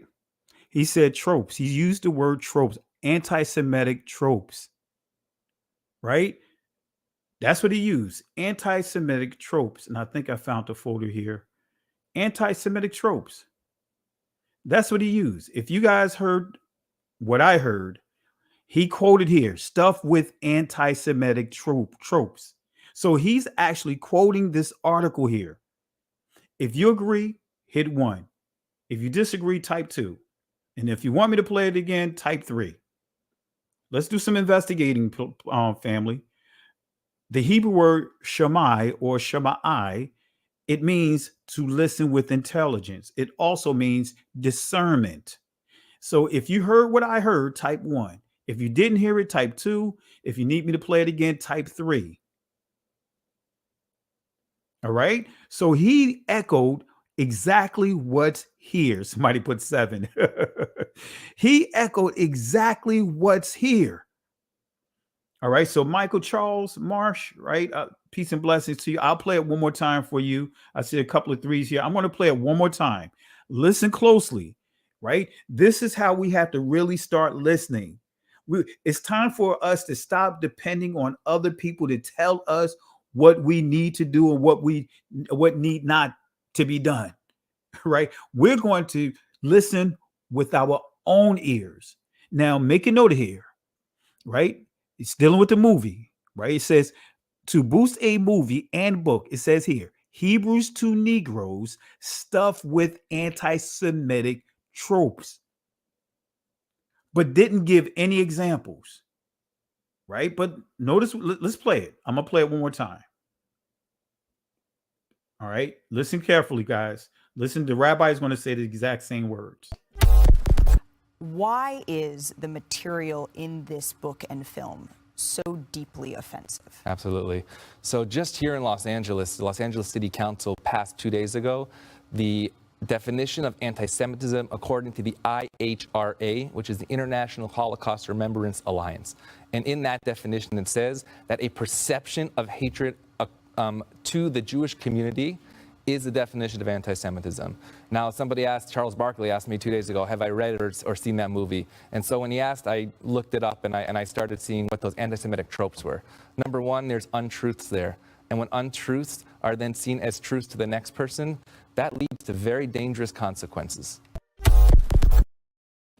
So you guys heard the same thing I heard, right? He said, he echoed the same thing. Now, if you heard the same thing, I don't want to sway you one way or the other. Did you guys hear it? Did you guys hear the exact same thing? If you heard the exact same thing, type 1. All right. The exact same thing was echoed here. The exact same thing. He's quoting from this article here. The exact same thing. All right. So let's continue. I'm gonna drop the link here. The film, the 2018 film, was directed by Ronald Dalton Jr. based upon his 2015 book of the same name. A description for the film states that it uncovers the true identity of the children of Israel, while a similar one for the book reads, since the Europeans and Arab slave traders stepped foot into Africa, Blacks have been told lies about their heritage. Both suggest Hebrews to Negroes espouse ideas in line with more extreme factions of the Black Hebrew Israelites, which have a long history of misogyny, homophobia, xenophobia, Islamophobia, and especially anti-Semitism. So it's hitting on every group just about in this country, every major group in this country. The Black Hebrew Israelite movement is fairly broad, comprising organizations that, per the Anti-Defamation League, operate semi-independently. In other words, what it's saying is so many different groups that there's no commonality among the group. The movement generally coalesces, excuse me, I'm messing it up here, around the notion that the Black people are the real descendants of the ancient Israelites. So it's saying that that's the notion. It's saying that's the notion, not facts, that the Black people are the real descendants of the ancient Israelites, with more extreme factions claiming that Black people have been robbed of their identity as being God's chosen people via the Southern Poverty Law Center. So it paints this picture here before I start quoting anything from the actual book. But it's pulling those things of, the Black Hebrew Israelites, the Black Hebrew Israelites. It's those extreme sects that have often parroted classic anti-Semitic tropes.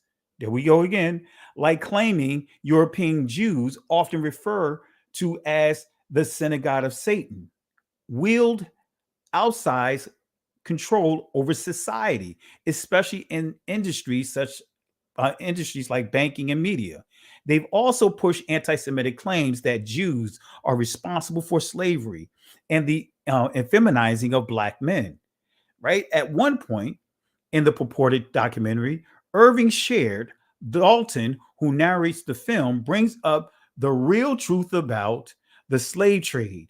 He claims that when teaching slavery, Schools don't mention the involvement of the Catholic Church, Arab, East Africa, or Islamic slave traders, or the Jewish slave ships that brought our West African Negroes or Bantu ancestors to slave ports owned by Jews, right? And when we went here, right, this is a book, and I'm not going to read all of this, guys. I don't want to get into all this. You know, if you guys go watch the video I did last Shabbat, or last Saturday night, rather, you'll see the source there. I quoted. I'm not going to go to that. I don't want to go into this again because it's time consuming. Jews and Judaism in the United States by Mark Lee Raphael.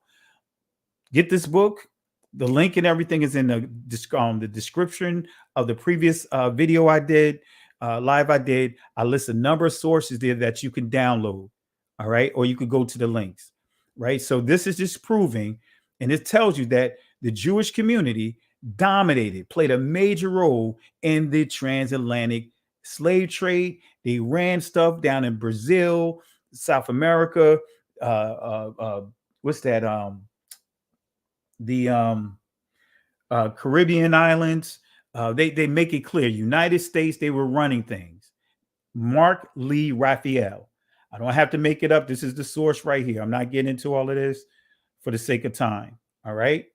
So the church, right? This is not a lie. Not just the Jewish community as we know them. We have the Catholic Church. This article here, Slavery in the Catholic Church. I encourage you guys to download this. It's in the description of the other video, and it goes into the details of what the Roman Catholic Church declared and applied the rules of war to West Africa, right? Against our ancestors. So this right here, this source right here, literally just the two things I highlighted completely confirms and shows and proves that Ronald Dalton was not lying with what he said about not just the Jewish community, but all the the different communities around the world. It was a world war, no matter how you slice and dice it. Kyrie Irving even mentioned about over 350 million of our ancestors that have died, right? Buried, died, right? So that's what Kyrie Irving was making mention of. But it goes on to say, Hebrews to Negroes, the book contains even more instances of anti-Semitism. The book fourth chapter, when did racism towards blacks starts by falsely suggesting that anti-black racism can be traced back to key Jewish texts, right? And he goes on and quote from the book, Western Education and Religious Ties, tries to teach the world that blacks are cursed with their skin colored by the curse of Ham, Canaan. This is also taught in the European Jewish documents and the teachings of the Talmud book in Judaism. Some can say that it established a base for black racism even before the KKK. So what does Ron Book actually say about this? Because according to John Blistein, Ron Dalton starts chapter 4 of his book by falsely suggesting that anti-black racism can be traced back to key Jewish texts. Right? Is he correct? Right? Let's go here. Right? This is Ron Dalton's book. This is chapter 4. This is chapter 4. Right? The middle section is what he quoted. But he didn't quote the first line. He didn't quote this line right here. And as you notice here, Ron Dalton gives sources, Jewish Torah anthology. And then over here, even though he started mentioning something else, he's dealing with things that are inside the Talmud. For example, Baba Metzia, 114a, 114b, only Jews are human. Yeba Math, 98a, all Gentile children are animals. Sanhedrin 59a, murdering goyim is like killing a wild animal. But here is where he used a Jewish source to deal with the curse of Ham. But I don't see it over here. I don't see it over here, but he lists sources. Whether you agree with the source or not, he listed sources. So how can someone be anti-Semitic, but then the writer, when they're using the source of the actual people that are saying that or pointing the finger saying, oh, that's you anti-Semitic because you pointing to our sources. Wait a minute. I'm showing you right here, family. He quoted the yellow, but didn't quote the rest of this. He didn't say, hey, he's using the Jewish Torah anthology as his point of reference. He did not do that. And that's misleading. That's being deceptive. Oftentimes growing up, I wondered if the original man and woman were white, then where did black people come from? In the black church, most African Americans are taught in Sunday school lessons that Adam and Eve are white. Come on, family. We all been taught that. Western education and religion tries to teach the world that blacks are cursed with their skin. And so according to this writer, he said that Ron Dalton starts chapter 4 of his book falsely suggesting that anti-black racism can be traced back to key Jewish texts. And he says again, he said this is a false suggestion, which is completely wrong. If Ron Dalton took this to court, forget trying to settle this in the court of public opinion. He could take this to court for defamation and slander, because starting with the Rolling Stones article, he has a legitimate case here, because now all are talking about his book and his movie, whether you agree with what he says or not. But this is what is being said. This writer did not quote. He literally said that Ron is false. He said, let me say it again here. He says, Ron Dalton starts chapter 4 of his book by falsely suggesting that anti-black racism can be traced back to key Jewish texts. But let's see here again. In Jewish Torah Anthology, Volume 1, it gives the pages the detail of the true origin of the slanderous belief that blacks received the punishments, curses from Canaan, reads as follow, right? So he's given a source here, right? And this is what he did not include in his article. So let me put it back up here. He didn't include this in his article. He didn't include this in the article. He just included this right here. Okay. So what's missing? Yeah, Ron Dalton's quotes are missing from that article. And again, this is the book. When I get this book in, we're going to match it up to Ron's quotes inside his book to see if what he says is accurate. See if Ron is misleading. See if he's misleading us. So I ordered this book.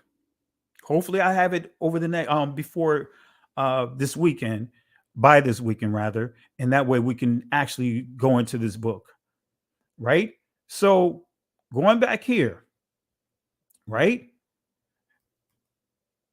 I'm gonna start here. Western education and religion tries to teach the world that blacks are cursed with their skin, colored by the curse of Ham. This is also taught in European documents and in the reading of the Talmud book in Judaism. Some can say that it established the base for black racism even before the KKK. In the Jewish Torah Anthology, Volume 1, and these are the pages, the details of the true origin of this slanderous belief that blacks received the punishment curses from Canaan reads as follows. And this is the teaching. This is the quote. Because he, Ham, looked at his naked father Noah, his eyes became red, always appearing bloodshot, referring to Africans. Because he, Ham, mockingly told his brothers about his father's condition. His lips were made thick and gross like those of a Negro. because he, Ham, turned his head to see his father Noah, the hair of his head and his beard became kinky because he did not cover his father. It was decreed that he always go naked and blackened by the sun. So guess what? We don't have to go to that source, but we will confirm that source. But we could go to another source, which is the Talmud, the Barakoth 58b. Remember this? We covered this already, but I want to just reiterate this point. Strange creatures. Blessed is he who makes strange creatures. The rabbis is having a discussion here, which is called the apparatic criticus, right? When you're dealing with the Talmud. Rabbi A says, Rabbi B says, Rabbi C says. That's how it's written. So blessed is he, be he who makes strange creatures. An objection was raised if one see a Negro, a red or white person, a hunchback, a dwarf. So a Negro, in other words, it says if one sees a Negro, also if he see a very red, or in other words, a light-skinned Negro, or a very white, in other words, an albino Negro, someone that's dealing with albinism, a hunchback, a Negro that's deformed, or a dwarf. This is getting into the twas, the what's that? The pygmies, right? The terms that they didn't come up with. The colonizers created these terms. The twas, when you get into the origins of when you start understanding Ireland, these are the leprechauns, the little people. It was the twas, TWA. They were inhabiting. That's who the so-called Pope or Saint, what's his name, Patrick, cast it out. He didn't cast out no snakes.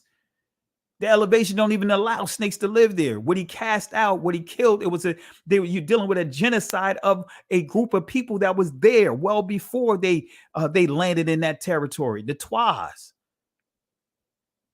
I encourage you guys to watch the lesson I did on that. It's in the one of the playlists. All right.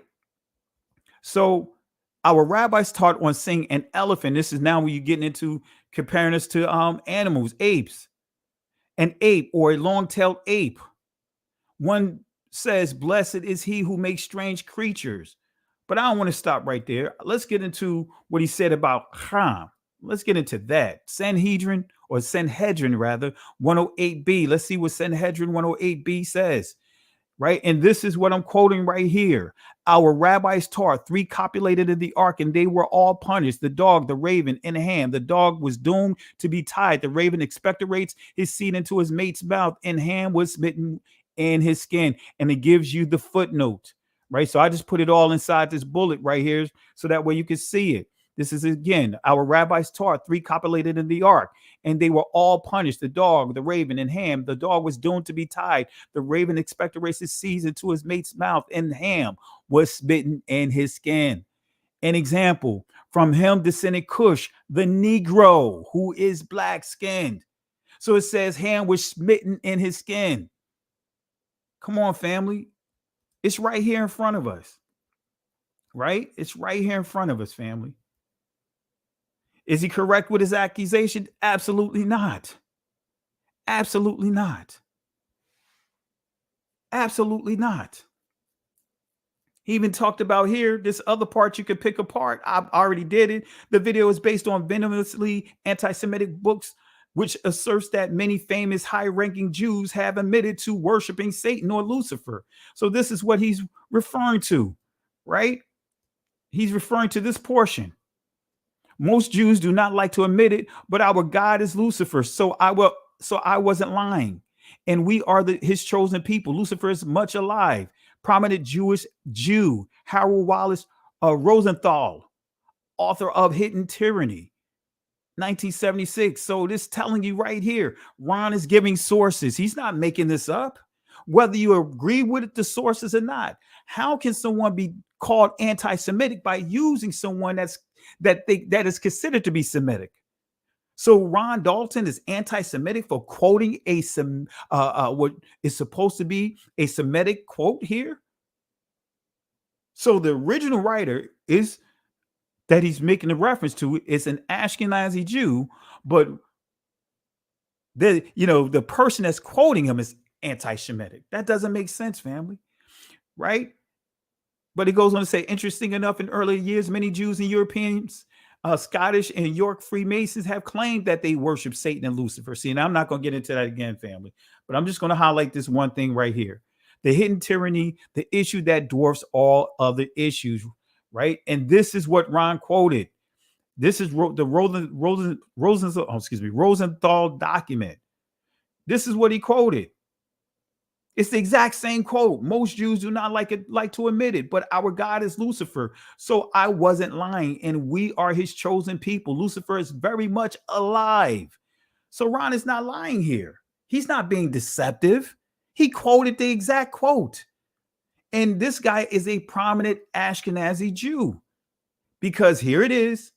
This article right here tells you that he was killed a month later after that interview that I just highlighted.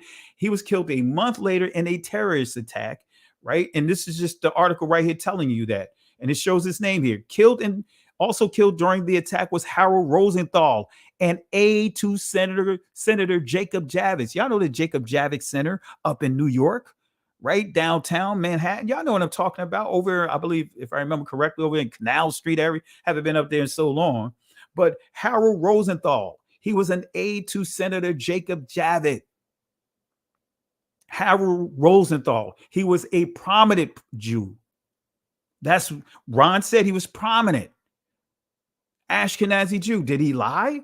Because I see him here. He was a Jew, an aide to the senator. He had a government position. He had a security clearance. A top secret security clearance. I can assure you that if he's a senator's aide, I can tell you that he had his top secret security clearance. So was Harold Rosenthal a Jew or Jewish? Right? I'm not going to get into Hollywood runs things. Let me get fast forward here. I just want to get, this confirms what Kanye said about that too. The quote that he made. And this is an article by a Jewish guy by the name of Joel Stein, who actually confirms and makes it clear that the Jews run Hollywood. He said more Jewish than ever. So I'm not going to get into all that. So this is coming from the Reagan online library. The Jew, Mr. Harold Wallace Rosenthal, made his statement after admitting Jewish dominance in all significant national programs. He said, "We Jews continue to be amazed with the ease by which Christian Americans have fallen into our hands, while the the naive Americans wait for Khrushchev to bury them." Right. But nevertheless, I want to highlight that he is a Jew. He is a prominent Jew. And he's dealing with the very things that we talk about, not we talking about, but what Kyrie Irving highlighted, but more so Kanye West highlighted about media.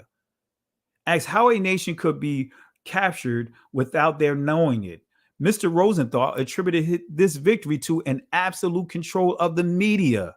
He boasted of Jewish control of all news. So Mr. Rosenthal wouldn't be considered to be anti-Semitic because he's Jewish. But basically, based upon what we're seeing today, if anyone makes a reference to this source, you are anti-Semitic, even though the source is not. How does that work, family? Can somebody help me with that? How does that work? I'm going to drop the link in my cousin Benea. If you still there, I'm going to drop the link in there. Sister Carol, if you still there, Jay Highstyle, I'm going to drop the link here. I know it's getting kind of late. Some of you guys probably get up early in the morning, right? So, family, I didn't want to go through this all over again, but I wanted you to see this here, right? But let me answer a question that I meant to go over, right? Let me see if I can answer that here.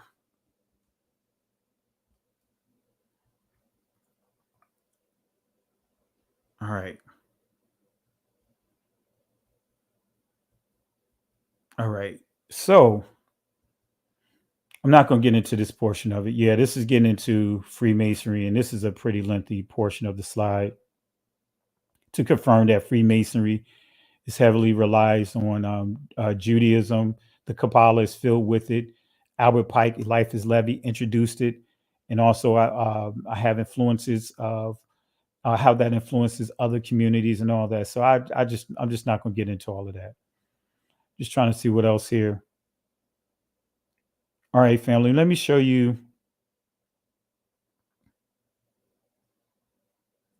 Let me show you one thing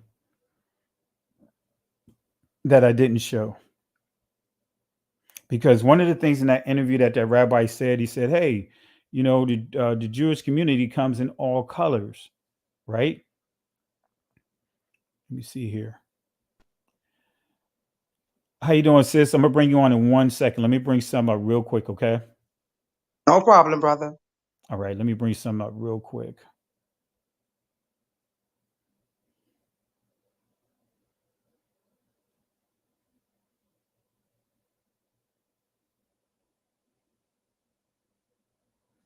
Let's see here. See if this comes up.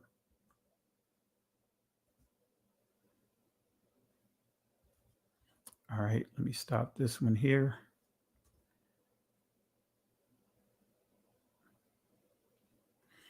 All right, family, because I'm going to show you this here because these are some of the questions because the rabbi in the full interview, I didn't put it here because it was just too much time to edit it. But he pointed out in that interview that the Jews come in all colors, right? Not just all colors, but all different groups. You know, they have different groups, Asian groups and that type of thing, right? So I want to answer a question here. Actually, I want to answer a couple of things here real quick. Actually, I'm going to start with the Middle East because the Middle East was invented for many. Some of you guys may not know. This is an article by the New York Times confirming that until this century, nobody talked about the Middle East because neither the term nor the states in the region existed. Right. So this article is making it clear the Middle East was coined in 1901 by Admiral Alfred Thayer Mahan, right? So this is making it clear that the Middle East did not exist. It was actually called Northeast Africa. So let me highlight another thing here. Okay, yeah. So this is what we see today when we look at the Jewish community. We see a number of different images here, a number of different groups of people. So the question, if you guys didn't ask it or haven't asked this before, I know I have, how can we come in different shades like this, you know, far as not different shades, different ethnicities, because we as a community, we come in different shades, but we don't come in different ethnicities as we see here. So before I go into this, let me play a quick clip for those that want to understand the Middle East. Let me play this real quick. And we'll start getting into some of the calls. I got my sister here. Matter of fact, congratulations, sis. Because did you get married yet? Malaka, are you still there? Yeah, I'm here, brother. And no, I did not. I will not be.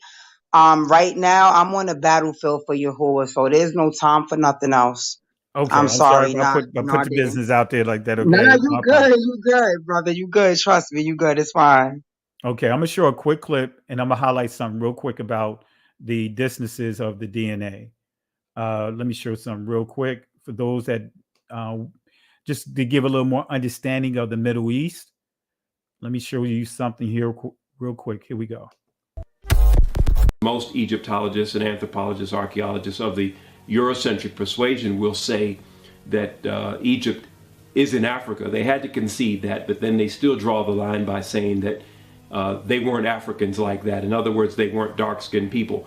And of course, this is all part of the Great Deception. And the reality is that if they give up Egypt, ancient Kemet, if they give that up and say that that was a part of Black Africa, then they will also have to give up Israel. And that's why they draw the line at Egypt, because if they give up Egypt, they've got to give up Israel. Now, we're going to go over here, and I'm going to show you where Israel sits on the African tectonic plate, which means that Israel is northeast Africa. Now, when we look at this map, this is the Sinai, okay? This is the Red Sea. This is Egypt. This is the Sinai. This is Israel. All right, this is Saudi Arabia over here. Now, if you see this in Hebrew, it says Haluach Africani, the African plate. Here it is right here. Israel is sitting right here. Israel is sitting on the Haluaka Africani, which means that Israel is northeast Africa. Without question, we are in Northeast Africa. We are landlocked to Egypt, with the exception of the Suez Canal, which was a man-made ditch, a boundary now between, in fact, it's not even really a boundary anymore since Egypt has reclaimed the Sinai Peninsula. But nevertheless, even those of us who are Pan-Africanists in our thinking and Afrocentric, we forget and we leave off that portion of Northeast Africa and don't want to claim anything beyond that. Europeans classified this area as the Middle East. You know, and then since this the Middle East, the other question, where the Middle West? Where the Middle North and where the Middle South? They don't have no geographical terms like that. All right. So, and before they used to refer to it as the Near East, but now it's the Near East, and it was still Africa, but now it's referred to as the Middle East. But let me just share one quick thing. Got my buddy Jay Heist out here, and I got some others that I'm gonna bring on here. But let me just share this real quick about DNA, just a little bit about DNA, right? How can everyone inside this image be different? How can they be completely different, right? And I'm going to show you a book that I recommend all of you guys get this in your library. How can they all be Jews, yet they are completely different? Because many would say, hey, you can't judge them by how somebody look.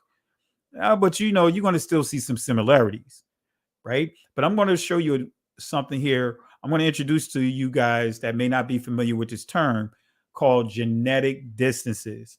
If you don't have this book, get this book, right? It deals with it all. This is a Jewish guy, Jitz Van Straten, right? He wrote this book. It's a great book. It's a great read. I wish I had my bag in here. I would pull the book out because this is one of the books I carry with me at all times. This and the Jewish Almanac, one of the many books I keep on my person. But notice what it says about the genetic distances. It says here, a large part of the study was devoted to the determination of genetic distances between different populations. Through this method, genetic markers from different Jewish populations are compared. The smaller the relationship, the more differences in DNA may have arisen. And keep in mind, this book also highlights all the different testings, the tests that they created. We were not included in any of the tests. All right. Such differences are called distances. Okay. So this book highlights, it says 75 Caucasians, in other words, white people, populations based on non-markers. The genetic distances or distance analysts showed that European Jews were closest to the inhabitants of Thrace, the region shared by Bulgaria, Greece, and Turkey.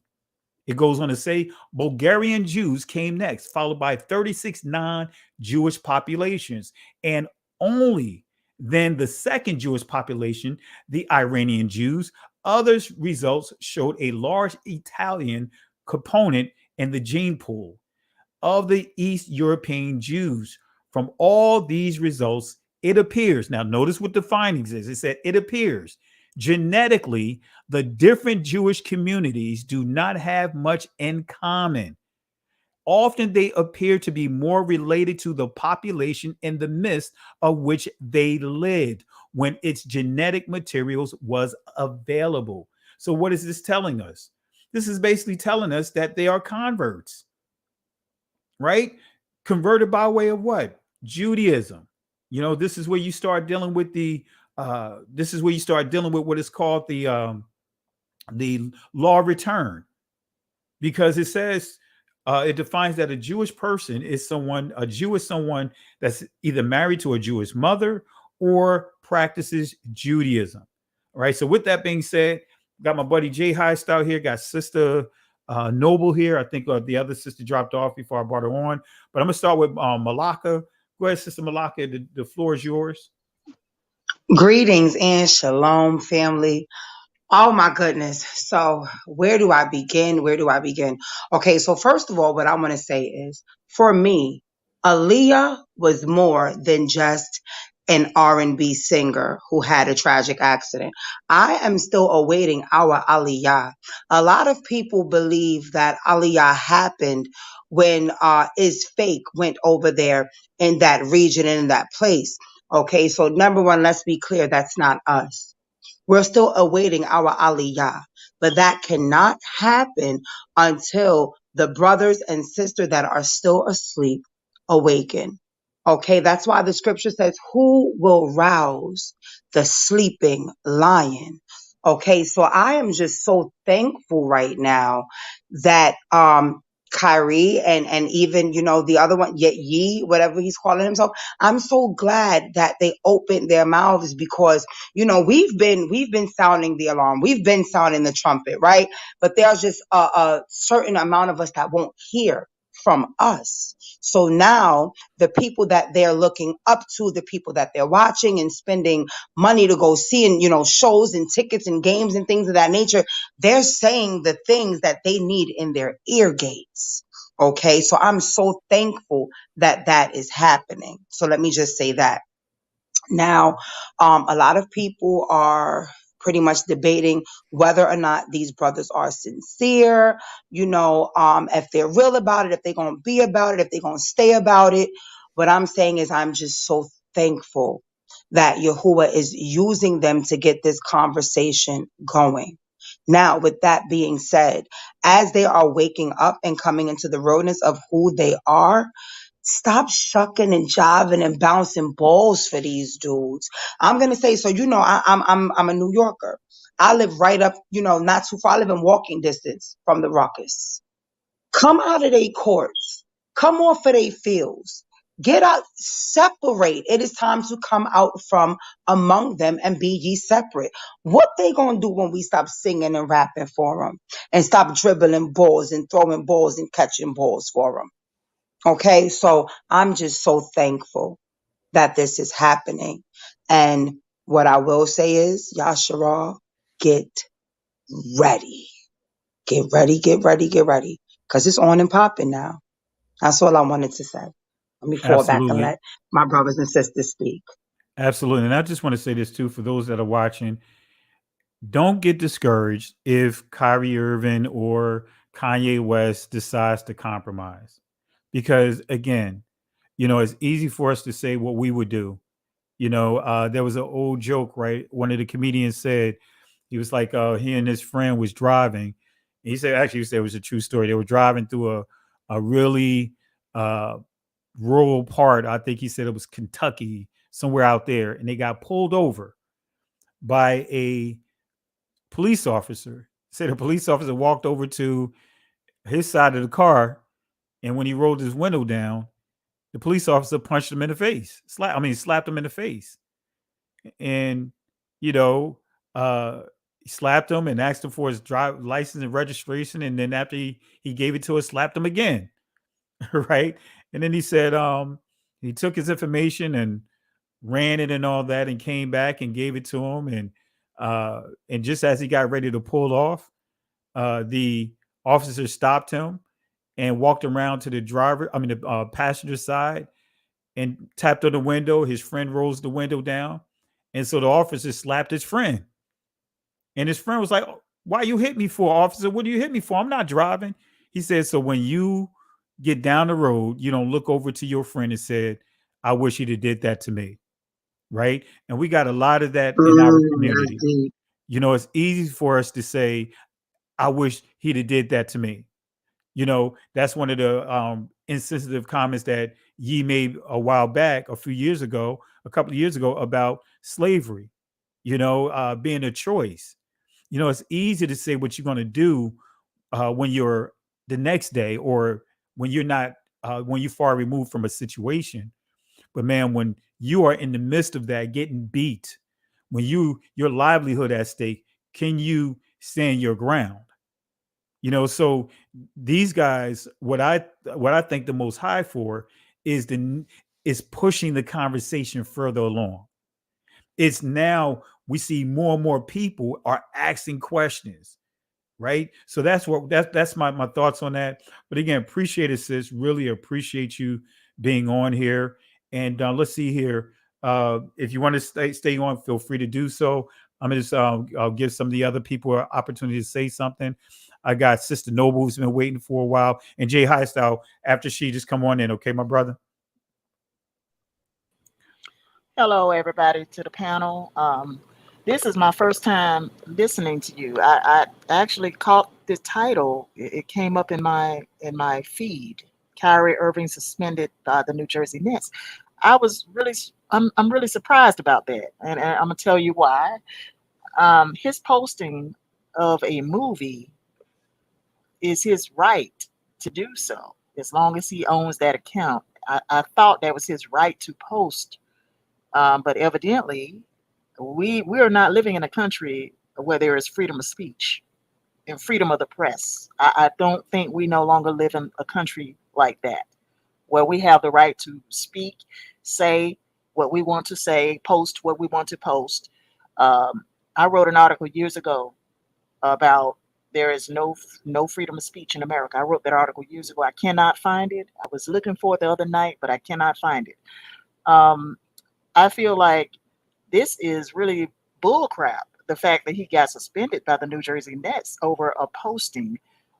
But like I said, we don't live in a country where I feel that there is freedom of speech and freedom of the press and freedom of expression.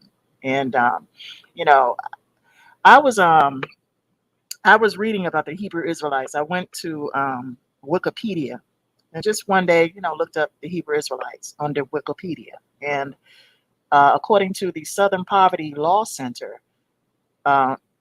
even if you say you're a Black Jew, that is actually anti-Semitism. They have designated that, even by you claiming to be a Black Jew or a Black Hebrew Israelite, they designated that under the Southern Poverty Law Center as anti-Semitism. And yes, that actually is designated under the Southern Poverty Law Center as anti-Semitism.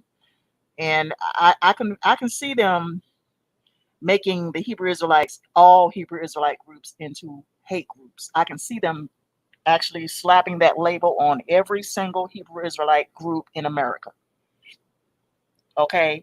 Wow. Yes. Yeah. I can see that. They have already demonized the Hebrew Israelites already, but obviously there are many splinters. Okay. There are many splinter groups. Okay. It's not just one group. It's not just one camp. Like, for instance, I studied under GOCC.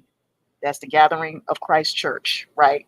That is a Hebrew Israelite camp that I studied under.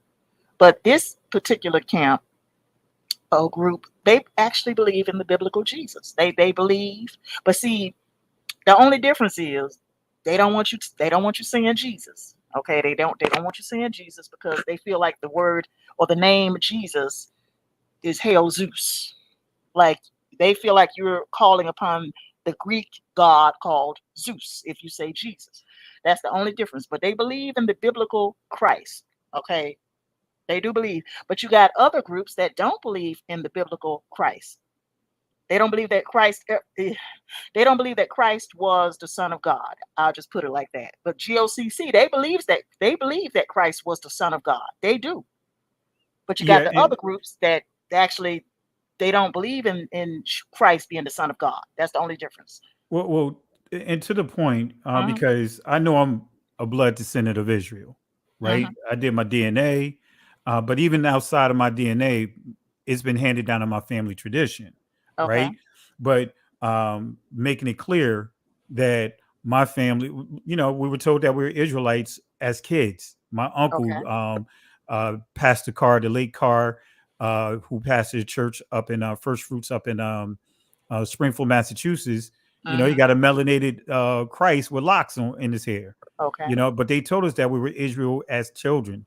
And my uncle James Wesley Carr pastored a church down in Savannah, Georgia, First African Black Baptist Church, and they identified as Israelites. 1773 is when the church began. Well, actually, it went into being named First African Baptist Church. So this is the history that is not talked about. Are you saying the church began in 1773? Yes. Okay. Before the talking points that they would use about what's that guy? Jihad style. You can help me out too. I kept trying to think his name. Cherry, and some other guy. They refer to them as being the spearheads, the fathers of the grassroots movement, Hebrew Israelite grassroots movement. Okay. But before they were even in existence, right? A Baptist church, right? The men were referred to as fathers in Israel, or the women mothers in Israel. A troublemaker in Israel. You know what I mean? Yeah. So they used that, but it wasn't just in the Baptist church, in the Methodist church, the AME church. I got proof that they used those terms as well. But the way that history is taught to us, we don't know these things. And down in Savannah, Georgia, they have Hebrew writings. They got Amharic writings and Zebedee writings, which is a language of symbols. They got it all throughout the church. I encourage you to go there. So yes, that's the part that many don't want to talk about. Okay. So I just to let you know, I studied under the Hebrew Israelite camp in 2017. I went back to Christianity. Okay, just to let you know, I went back to Christianity. Well, okay. I mean, that's your preference, and I'm not going to beat up on you, But for me, when I start looking at things from the proper perspective, Christianity, Catholicism, Judaism, those are religions, right? If we understand the scriptures, they didn't teach a religion; they taught a culture that was given to them by the Most High. For me, I'm still a pastor, but in the church, I was a pastor in the church for over 6 years and transitioned our ministry out of Christianity. We follow the Father, Son, and the Holy Spirit, but we're free from the tenets of Catholicism that's still heavily influenced over Christianity. So for our assembly, we come together on the Shabbat. We honor the Shabbat. We honor the feast days. So, but again, we're not a camp. I want to make that clear. But for me, when I understand the history, when I see that Christianity, Catholicism, Judaism, Hinduism, Islam, they all enslaved our people, and said it was justifiable with scripture. So for me as a pastor, I could not continue to lead our people that way. So I transitioned our assembly outside of it. Now, that's your choice. I'm not knocking you. I'm not going to, get on here trying to bash you or anything like that. That's your choice. But I will say that being an Israelite is not a religion. It's an ethnicity. It's bloodline for us. It's not a religion, as they were trying to make it out to be. This identity extremist was the original term that they used. Okay. All right. But I appreciate you being on. I really do. I'm gonna subscribe. I'm gonna subscribe because I need to hear more.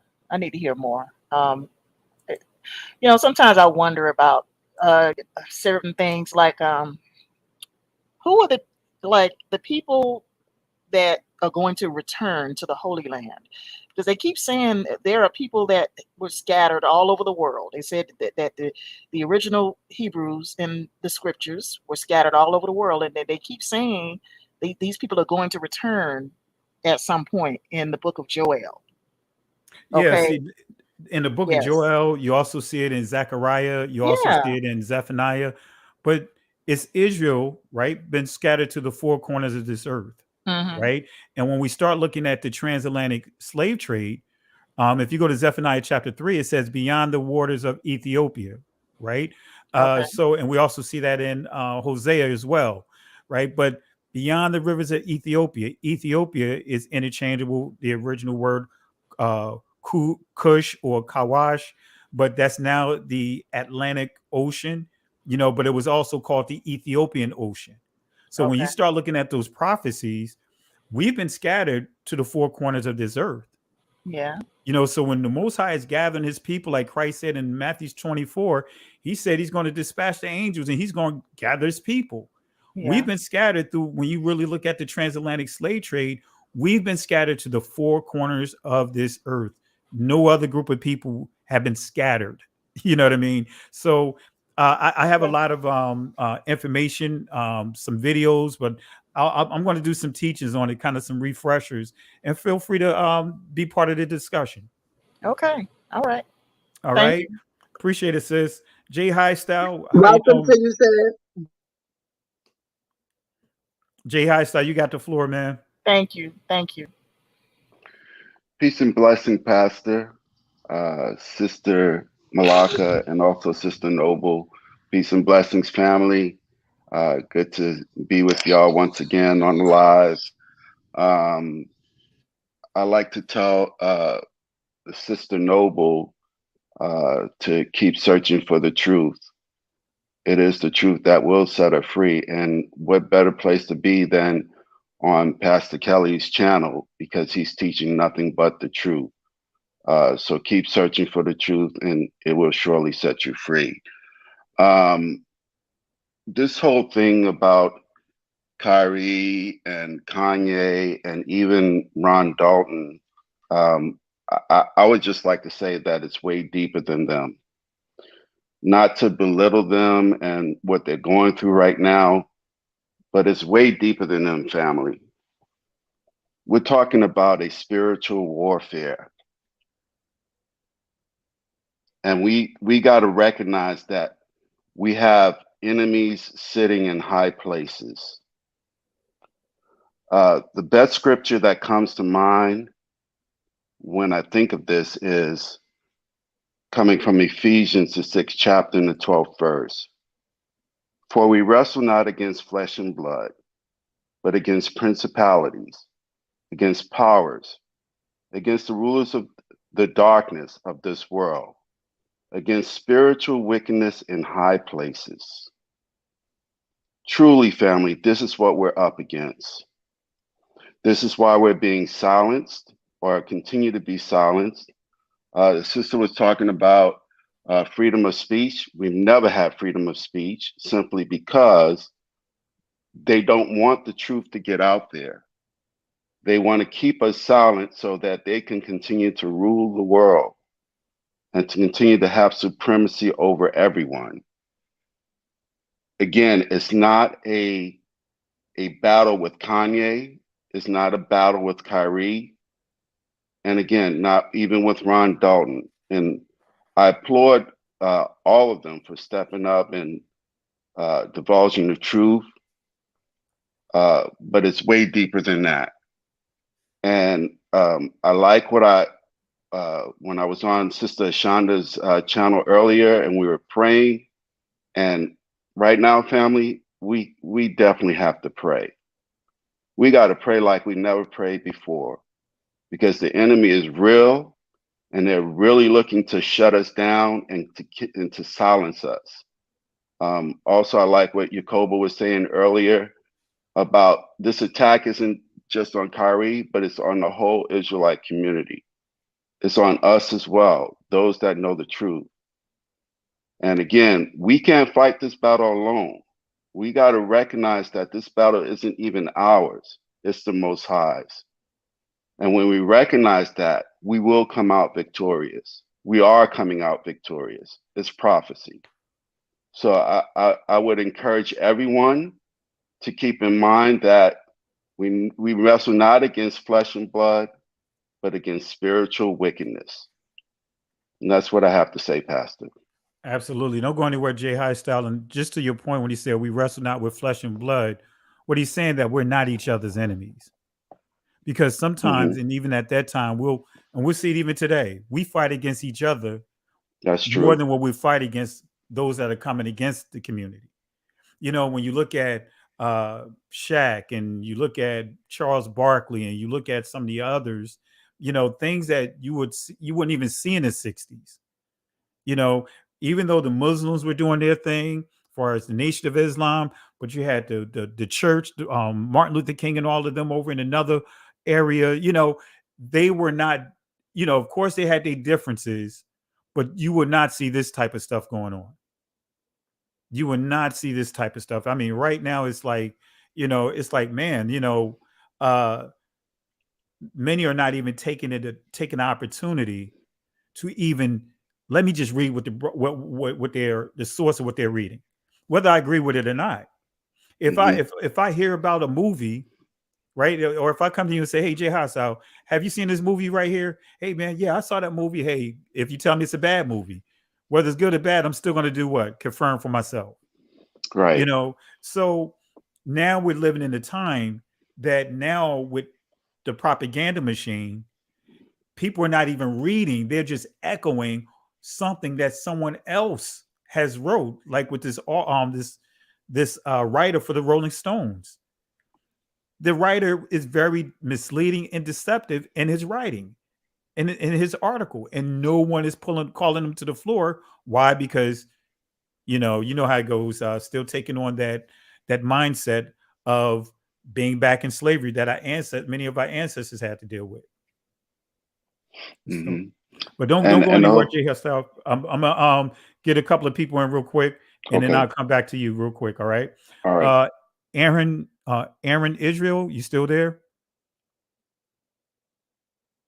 Shalom, Pastor Kelly. Shalom. How you doing, my brother? I'm doing all right, brother. And shalom to the panel. Pastor Kelly, you I'm also a member of the GOCC. I heard the sister talking a little earlier. And I've been a member since 2016, and I've learned a lot from them brothers, Elder Ricard, Gaja, and Elder Lawyer.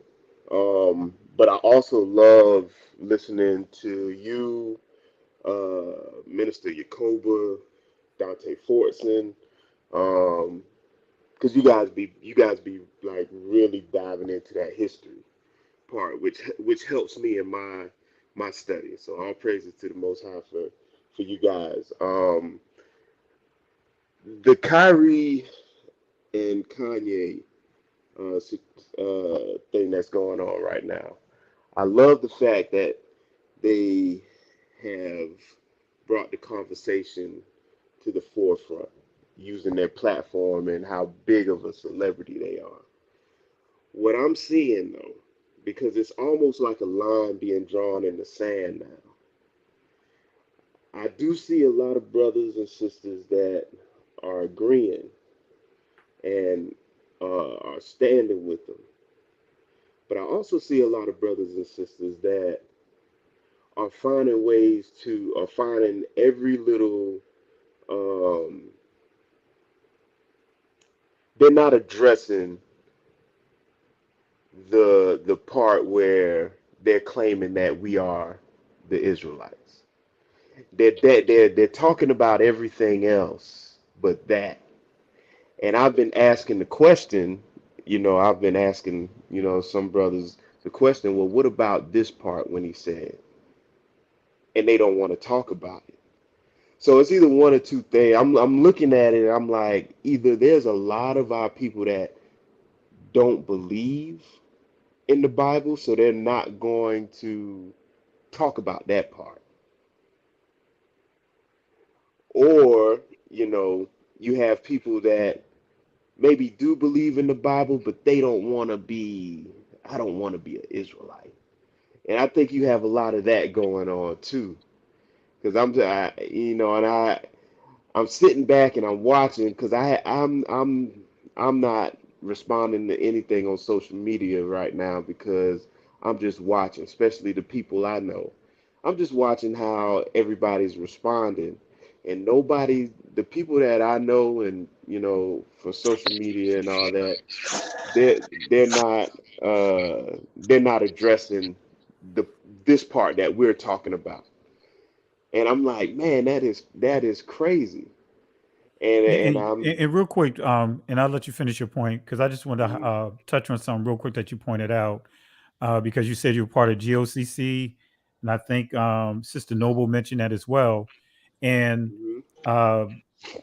now I know that I'm not part of a camp. Our ministry came out of a non-denomination. We transitioned, so we're not a camp or anything like that.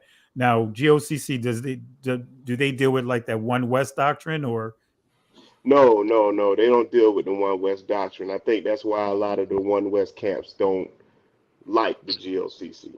Okay, yeah, because when you think of camp, you think of the One West Yeah. doctrine, and then and I think part of it too is, and I'm not saying all camps, but when you got camps, even if it's just a handful of them that's out on those corners, the first thing you see associated is cursing people out, being rude, Yeah, disrespectful. And I believe that's what's being ran with. The narrative is being ran with exactly. everyone, that said that come to the realization and prove that, hey, we're the people of the book. And I think Yeah, that's part of the stereotype that's being pushed, but in the yep, church, there's over 36,000 different denominations in the church, but exactly. you don't hear that as part of a discussion. Yep. So, but yeah, I just thought I asked that question because I'm not Well, if really, you I'm not notice, really familiar.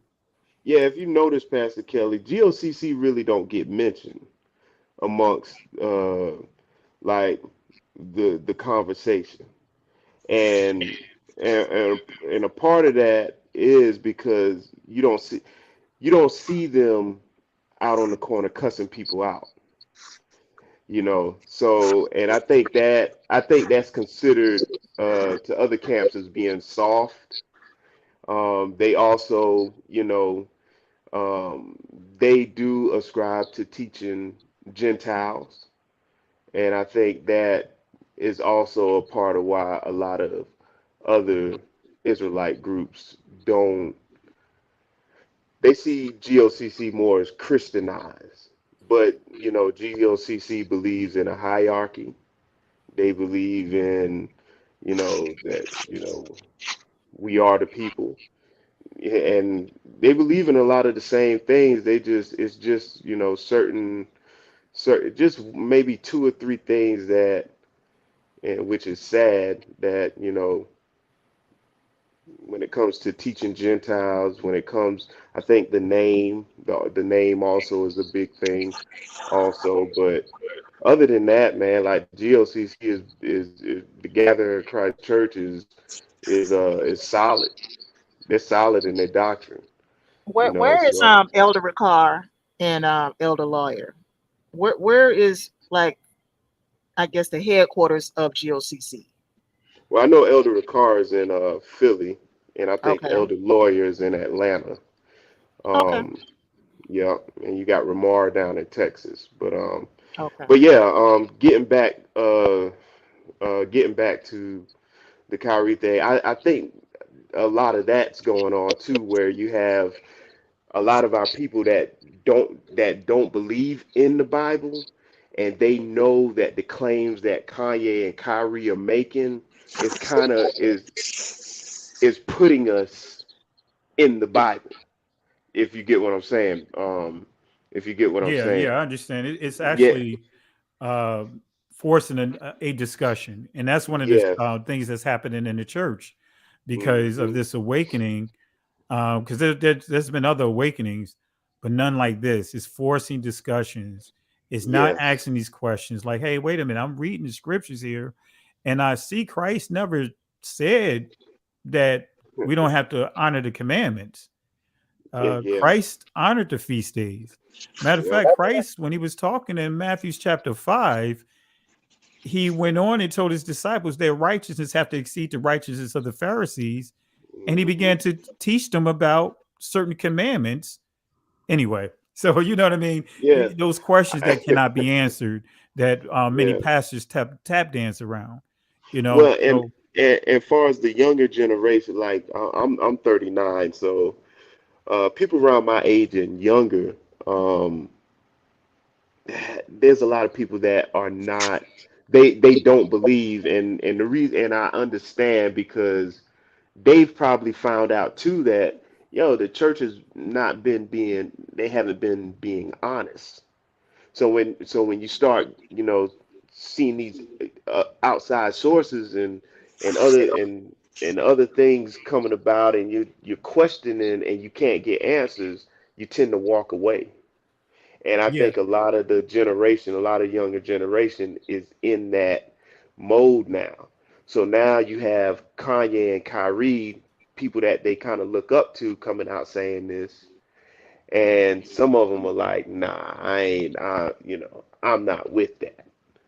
And so I'm thinking, so I kind of see that too when I'm kind of browsing on social media, And I'm just kind of like, man, I do see a lot of people that are agreeing with Kyrie and Kanye about us being the people, but I also see a lot of people that are not agreeing. And I'm like, yeah, I was like, I'm like, maybe that's the damage that have been done, uh, throughout time, you know, with the church. Yeah, and So and and two, you know, even when I was in the church, I mean, many are deceived. Many just don't know. yeah, You're being taught or teaching what you've been taught. You know what I mean? hmm So you're going to, it's kind of one of those things. If that's what saved you, took you out of a hard place, it's kind of hard to teach against it. You know what I mean? yeah, So that's all a person knows. But I just believe that eventually, when you're truly seeking for truth, it'll be revealed by it'll studying the be, word. But hey, yeah. my brother, I really appreciate you jumping on. We'll Oh yeah, we'll continue. We're going to have this discussion this Saturday night. Hopefully, my book will come in because I want to revisit this here. I got some additional things I want to cover on this article, and feel free to come on. Really oh appreciate yeah.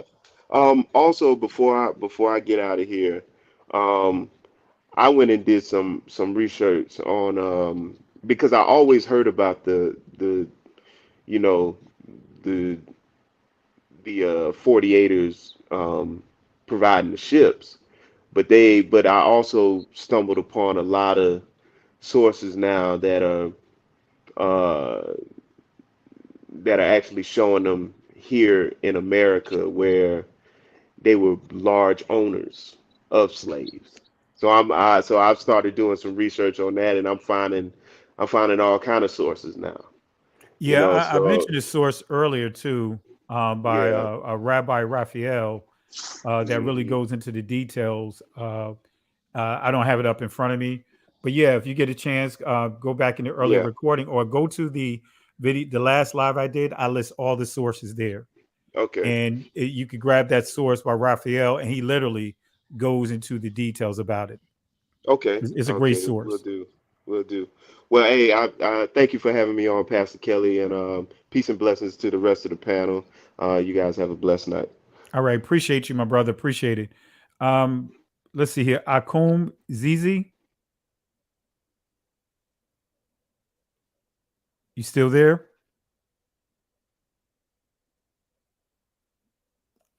All right. Hi, Pastor Kelly. Thank you for having me. I just want to say that I'm not from the United States. I live in Canada, but I come from Africa. And the thing I find funny is that a country like the US, where we know that we have that concept of free speech, how can this happen? Uh, the guy didn't go and say that he hate Jew or anything. He just posted a link, and I think that he have the right to do that. Why this demonization of character about something that he didn't say and he didn't behave that way? He just posted a link. And the thing I found funny also is why nobody is talking about Amazon, because the link was on Amazon. So Amazon is putting that movie on display, but I didn't heard a word about the fact that the movie was available on that platform. And you hit it on the nail. And the key is agendas. Only one person mentioned Amazon, and I have a clip. I uploaded it earlier. Jay Williams from ESPN. They were having a discussion, and he asked a question. That's one of the things I said as well, and I believe Jay Highstyle said it as well. Is what about Amazon? See, Amazon is totally different. Most people don't understand it's hard to get movies and documentaries on Amazon. They have a criteria, they have a set of things in place, a process that they go through to vet your videos and everything. It has to be a certain quality, all your stuff have to be cleared and so forth. So that is a good question. How did it get up there? If it's saying that this movie is supposed to be so bad, anti, how did it get up there? And it's been up there since 2018. Yeah. And my second point is it's too easy to dismiss something by saying it's anti Semitic. When you say that, you kill the debate. You don't give any argument. You just say it's anti-Semitic and it's dismissed. That's not the way we think. Yeah. In this kind of society, if you disagree with someone of an idea, you need to bring you need to come and bring what you believe in, and people will listen. But just say it's anti-Semitic and we have to believe you. So okay, guys, don't look at the movie. Don't don't fact check the movie. Just believe us, and it is anti-Semitic. And and for me, it's not far-fetched that we have black people that have from African descent. I'm not Christian. I'm Muslim, and I consider a Christian like my brother. But we all know that the 12 tribe of Israel at one point were in Egypt. Where is Egypt? Exactly. It's in Africa. Exactly. So why it's far-fetched to believe that okay, we have African descent that are Israelite? I don't understand that. And the thing is, most of the people they don't know the history. Yeah. And it's bad. And the thing I don't and the thing I want to say, and I like this kind of emission because I find it on my feed. We really need to educate our people. Our people need to take education seriously. They need to educate themselves because knowledge will free us. We need to understand where we come from. We need to understand our history. And we need to be able to speak, to know how to speak and know how to write. The thing I like is the brother Irving, the way he speak. You can say whatever you want behind his back because people that speak, they don't speak in front of him. They just speak in front of they have a platform, they speak, but nobody just respond to them. But when they ask him, when the journalists ask him, the way he speak, it makes sense, and they have nothing to say. Yeah. Yeah. And just think about it. I mean, he's like, why do I have to apologize for a movie that I didn't make? Whether you agree with the movie or not, it's still, I can't be accountable if I decide to watch, let's just say, I'm just trying to think of some off the, let's just say, Infinity Wars with Marvel. You know what I mean? If Marvel has something in that movie that's bad and I purchased the movie, does that mean that I'm endorsing Marvel's behaviors or whatever things that they may have had in that movie that may be bad or may not be good or whatever? Does it mean that I'm endorsing it? It's just unfortunate. Going back to the agenda, that's what it boils down to. It's an agenda to suppress and keep certain information at bay because when many of us, like for myself, I'm connected to ancient Israel, and you being from you're in Canada, but I know about the different tribes because you're from Africa as well, and like the different tribes that are there connects and been proven to be connected to the ancient Israelites. But that will really mess up a lot of agendas here because number one, reparations is a major discussion right now. So if it comes out that, hey, wait a minute, you mean to tell me most of the uh, Negroes that was on those slave ships are connected to Israel? Oh, wait a minute. So that means we have to give them a compensation off of that because there are compensation monies that goes every year to the Jewish community as we know them. No, I know, but the story. I don't want to speculate, but I just want to say something. People say Israelite in United States. Most of the people that say they are Jew, most of them are European Jew. Absolutely. And we know that the Semit, the real Semit, they're not coming from Europe. Why nobody talking about that? Absolutely. See, we talk about it here, but you know what? It's ignorance and also fear, because that propaganda machine is really nothing to play with, and many are fearful of saying something to disrupt that propaganda machine. Because I read an article about confirming what Kanye West said about Jews running Hollywood, and I have it's a Jewish author, not author, but journalist that wrote about it, and I shared the article a couple of lives ago, showing, and he's saying the same thing, that they run Hollywood. He gave names, everything, but again, that propaganda machine. It's to keep us in the dark, I guess, but to further push an agenda. Can I say something that is a fact, but that is not political correct? But it's a fact, though. It's a fact. If you look at history, in Europe especially, all the country where the Jew have been, they have been expelled. It's a fact. I'm not making it up. You can just check it. If someone doesn't believe me, they can just double check it. Yeah, yeah. No, definitely understand that, because we start dealing with how they were exposed. The explosion back in the 11th century with the burning of the Talmuds. They burnt 24 carts of the Talmud when the church found out what was inside the Talmud.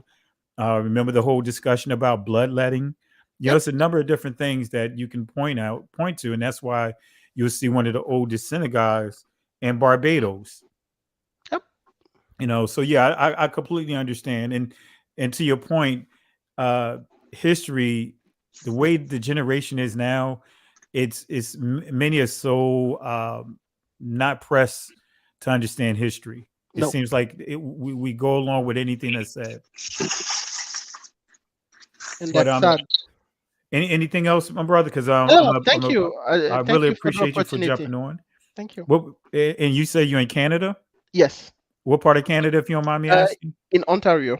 Ontario. Hey, if you available this weekend, I'll be live Saturday night, and we'll continue this discussion on Saturday. And if it's some things that you want to bring out or want to discuss in that discussion, feel free to bring it this Saturday night.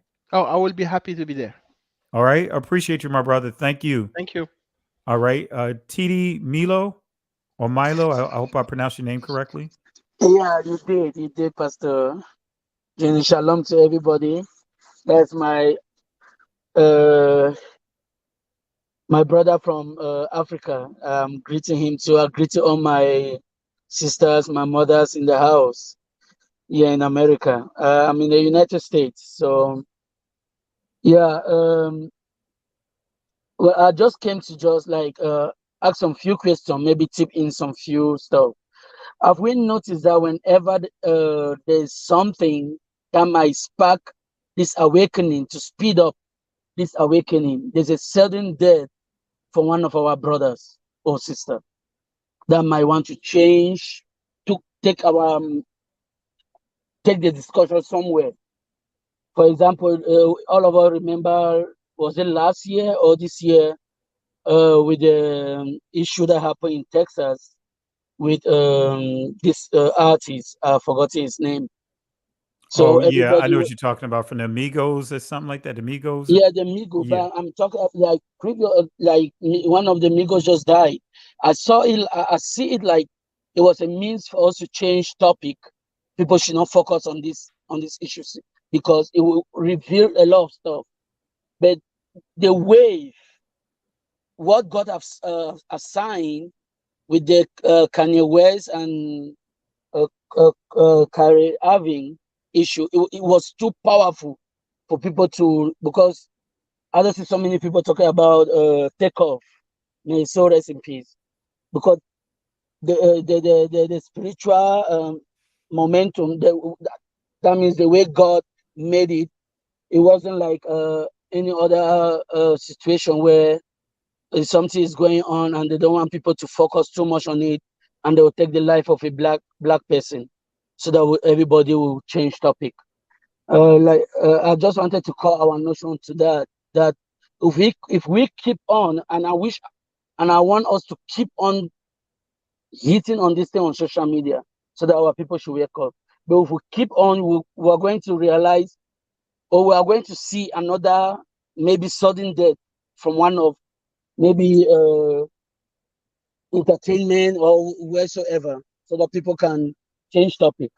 So and also I wanted to ask my Black Americans and Africans worldwide that if let's assume that Kanye West and Kyrie Irving were Republican. Do you think, for example, like Donald Trump is for free speech, for him to speak freely. Do you think if Black Americans were voting Republican, this is how they will shut them down? If Republican were the one controlling the media or communication online, do you think this is how they will shut our two brothers down? I'm not sure. So the evidence are all there for us to see. I'm pleading not only for Black Americans, even Africans are in the same pot of soup. They are in the same issue. We must look what have been keeping us down. The evidence are all there. I know some of our people behave as if they are not seeing, to keep on going with this Democrat thing. The evidence. Can I say something real quick, my brother? Let me say Yes, something real quick, yeah, and you Pastor. can finish your thought. Even from the politics portion of it that you pointed out, for Okay. me, and I've been stressing this, we need to come out of the Democrats. We need to come out of the Republicans, because Okay. initially we were at the turn of going into the 20th century, our community were primarily Republicans, right? And it shifted when it got to like the 50s, and now primarily Democrats. I believe that we should completely come out of both of those systems and be registered as independents or non-affiliates, whether you choose to vote or not. At least register non-affiliate or independent. Why? Because then that gives you more voice. Because right now, the Black vote, they are the Democrats. They just believe that no matter what, 90% of our community is going to support them no matter what. You're And right. I believe that we had a perfect opportunity and we blew it. Just during the elections of the presidential elections, re-election for Trump and Biden, we didn't set a standard. If we would have all even if just say 2 million people within our community switched over and just said non-affiliate or independent, that would have caused a lot of stir, because they pay attention to numbers like that. Then they will want to hear what we have to say. But right now we're not unified, like you pointed out. We're doing a number of different things, and for me, the Democrats and the Republicans, two wings on the same bird. That's just my thoughts with that. You're And right. Pastor, You're perfectly correct. For example, look at what happened in Los Oh, Angeles. hold on one second, my brother. Jay Highstyle. Go ahead, Jay Highstyle, real quick. yeah, I would just like to interject on that part about voting too, because one thing that I see happening is you're right, we should be voting independent. And who was on that ticket? I believe it was Kanye. Not to say that he was the best choice, but he was on that ticket. And I even feel it's to the point now where he might be causing the stir up for his own agenda, and that's to get back on that ticket again so that people can vote for him. This hat he's wearing, I believe it says 2024 or something like that. I think he's subliminally sending a message that he is going to run again for president. Just wanted to say that. Oh, okay, I got you. Well, I'm like, hey, whether you vote or not, register independent or non-affiliates. You're It right, makes a Pastor. world of a difference. It'll move the needle. You're perfectly right. That's what we want for our people right now. We must stop voting these Democrats. They have done more harm to us than good. More harm to us than good. I've been in this country for just 7 years. But I'm somebody, like I said, Africa is the same thing. We are being chained up by these same people controlling our brothers here in this manner. They are doing the same thing in Africa, everywhere they are. So we must look, the evidence are in front of us. We should not be acting as if we are blind. Look at our communities. Look at, they don't even give us business loan. They want to give us students loan, to hook up us on student loan.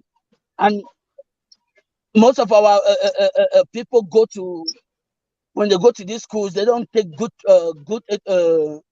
sectors in the education that pays more, and they hook up and finally even getting old without even finishing paying that money. So we must realize all these things. Please, it's time we get out from this plantation. And we are hoping our Black American brothers, fathers and mothers will help to bring us out from this system. Look at what happened in California on the Hispanic, what they said in California. They did everything. Look at all the TV channels, especially those run by Democrats. They avoid making it a Democrat thing for that racism they did in California.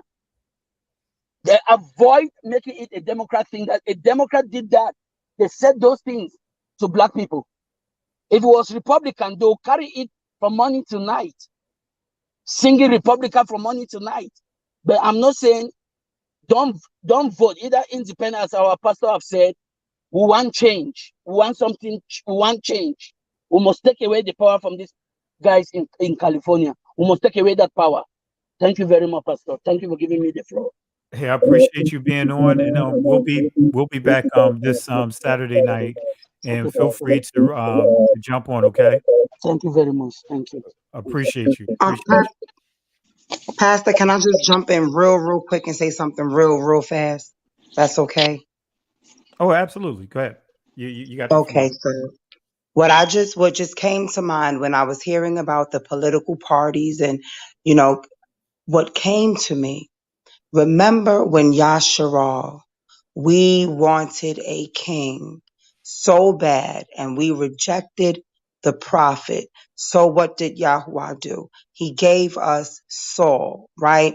So just me, my personal opinion is because we are waiting on our Hamashiach to come back with that double-edged sword coming out of his mouth. I personally don't think that we should place our trust and our hope in any human being in the political system.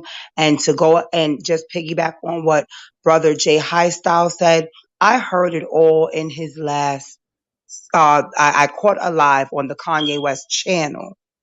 And everything that he was saying, I'm just like, this dude is trying to run. He's trying to get, because he knows who's against him. He Yeah, knows who's for him. He even had the right. whole Bitcoin thing running. If you scan this code, you're going to get a amount of Bitcoin. He has an agenda, but at the same time, and I'm going to stop here, even Rob Shaul said, some preach the gospel, or let me not say gospel. Some preach the basora, or they preach the good news for their own vain glory, and some preach it for our destruction. But bottom line is, it's being preached. The conversation has started, but family, just eyes wide open. Yahusha is our master. We shouldn't be voting for none of them. That's what I Well, wanted to say. and that's what my point is from a perspective of Kanye and all that. Don't get me wrong. I appreciate the narrative being pushed, but I'm not falling on the sword because he could change up at any time. But when it comes to Right. voting, for me is I just believe that our local government, because that's where the influence is. Right, If Pastor. your child Right. is in a government school, then we should at least know what's going on in our local government. Presidential, when you get into that level, I can understand no one, people not wanting to vote.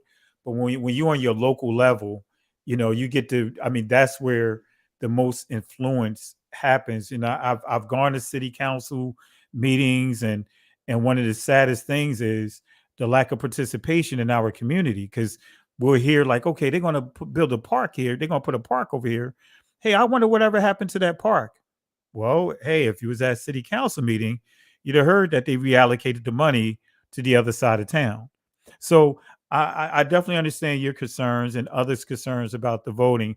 For me, I believe that the local votes, the local, voting is more important, because that's something that immediately affects you versus trying to vote on the presidential level. That's just my thoughts. But hey, we can agree to Right. disagree. That much I do understand. I do understand that part, Pastor, because you even got to think about it. Within our communities, we had chiefs and things of that nature, right? There was a hierarchy even within the tribes. So for me, that speaks onto the local level. But when it comes to, the whole voting for presidents and this and that, that's when it gets a little like we trying to put a king in front of us when our king should be Yahusha. Yeah, definitely understand. Definitely understand. Well, I tell you, this has been a great discussion, and we're going to continue it on this Saturday. Tonight, I just wanted to kind of go through it a little bit, but I just really didn't, go into the details like I would normally do. I didn't go geek mode. Did I go geek mode tonight, Jay Heist? I didn't go geek mode, did I? You did, Pastor. Come on You, now. you, you went in. You did. Definitely went in. That's why I jumped in. But that's okay. That's okay. We love it when you go geek mode. Well, we're going to continue this conversation on Saturday night, and if you guys are available, feel free to come on. And any final words that you guys want to share? I start with Malaka. Do you have any final words? Anyone or anything or any I system just you want want to to give the say, garbage can to? I just want to say this. We woke now. That's right. Ain't never going back, right? The garbage can, I'm gonna be honest with you. Nah, not really. Nah, I feel like everybody had some valid points and bringing out things that they wanted to bring out. And I'm becoming very pleased with Yasharal and how we banding together right now. Okay, I got you. I'm gonna let you off the hook this go round, but you got to have somebody in the garbage can next time. Yes, sir. All right, Jay High Style. Anyone or anything or any groups you want to put inside the garbage can? I would like to first say, Sister Malaka, you're definitely right. We are woke now, and we're getting a lot more notoriety than ever before. But at the same time, we got to remain humble. We got to continue to rely on the Most Amen. High only. Amen. And so we definitely have to remain humble because he says that if you remain humble, he'll exhort you. So look for that exhortation coming, family.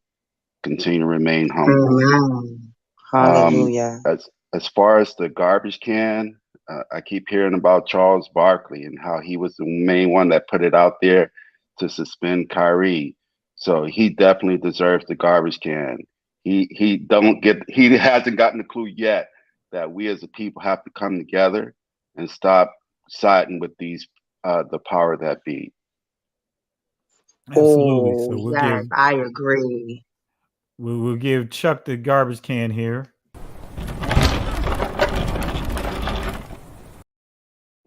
I agree with you. Charles Barkley, Shaquille O'Neal, Stoudemire, who else? Man, the whole Malika Andrews panel. I could go right down the list. So, but yeah, I definitely want to Don't forget about your boy Stephen A. Smith either. yeah, hopping Bob, got to put him up in there. And also I want to put in the garbage can the writer of that article because it's very misleading. And from the Rolling Stones, he just did a very it was very misleading and deceptive the way he put that article together. And you know he did not properly quote Ron's book, Ronald Dalton's book, from what I see and what I've unpacked so thus far. So I just want to put them all in the garbage can. Everyone that's just lying to our people, the hopping bobs and hopping bobettes, they get the garbage can. Right, throw more in the garbage can. And Throw I'm more going to away. add a 3-piece. And I'm going to give them their order to go.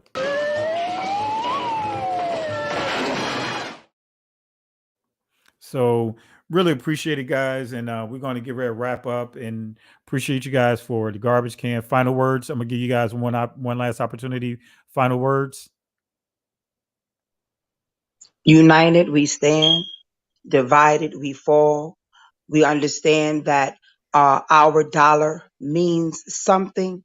And if we hold it back and hit their pockets, they going to understand we ain't playing. Absolutely. Absolutely. Jihad style.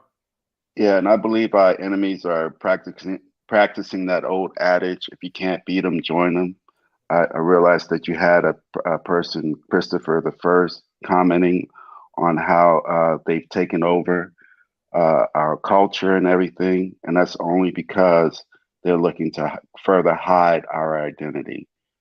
So we got to recognize, family, that we're against a formidable foe, but we have a much higher being, and that is the Most High. He's going to see us through this.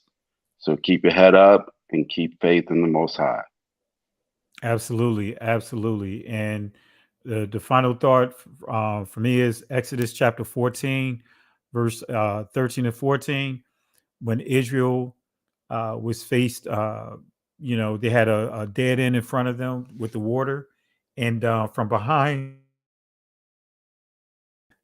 excuse me, I had to clear my throat. And from behind, they had the Pharaoh and his army trying to catch up with them to kill many of them and take them back, return them back into, bring them back into captivity. But Moses was given these words to tell the people by the Most High. He said, "Fear ye not, stand still, and see the salvation of Yahweh." These Egyptians that you see here today, you will never have to deal with them again. They will not have power over you ever again. This spirit realm, these demonic forces that we see today, the things that we're subjected to right now, family, will not have power over us ever again. The Most High will fight for us. But here's the kicker. We have to hold our peace. The Hebrew word, the ancient Hebrew word there is charash, Israeli charesh, but it means to be quiet. Can't go back, can't stay here, keep moving forward. Shalom. Listen, Genesis chapter 11, verse 10 explains the genealogy of Shem. Shem was a black man in Africa. If you repeat this back, Genesis 14, verse 13, Abraham steps on the scene. Being a descendant of Shem, which is a fact, means Abraham too was black.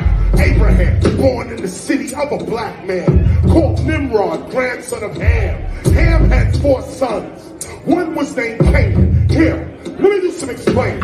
Abraham,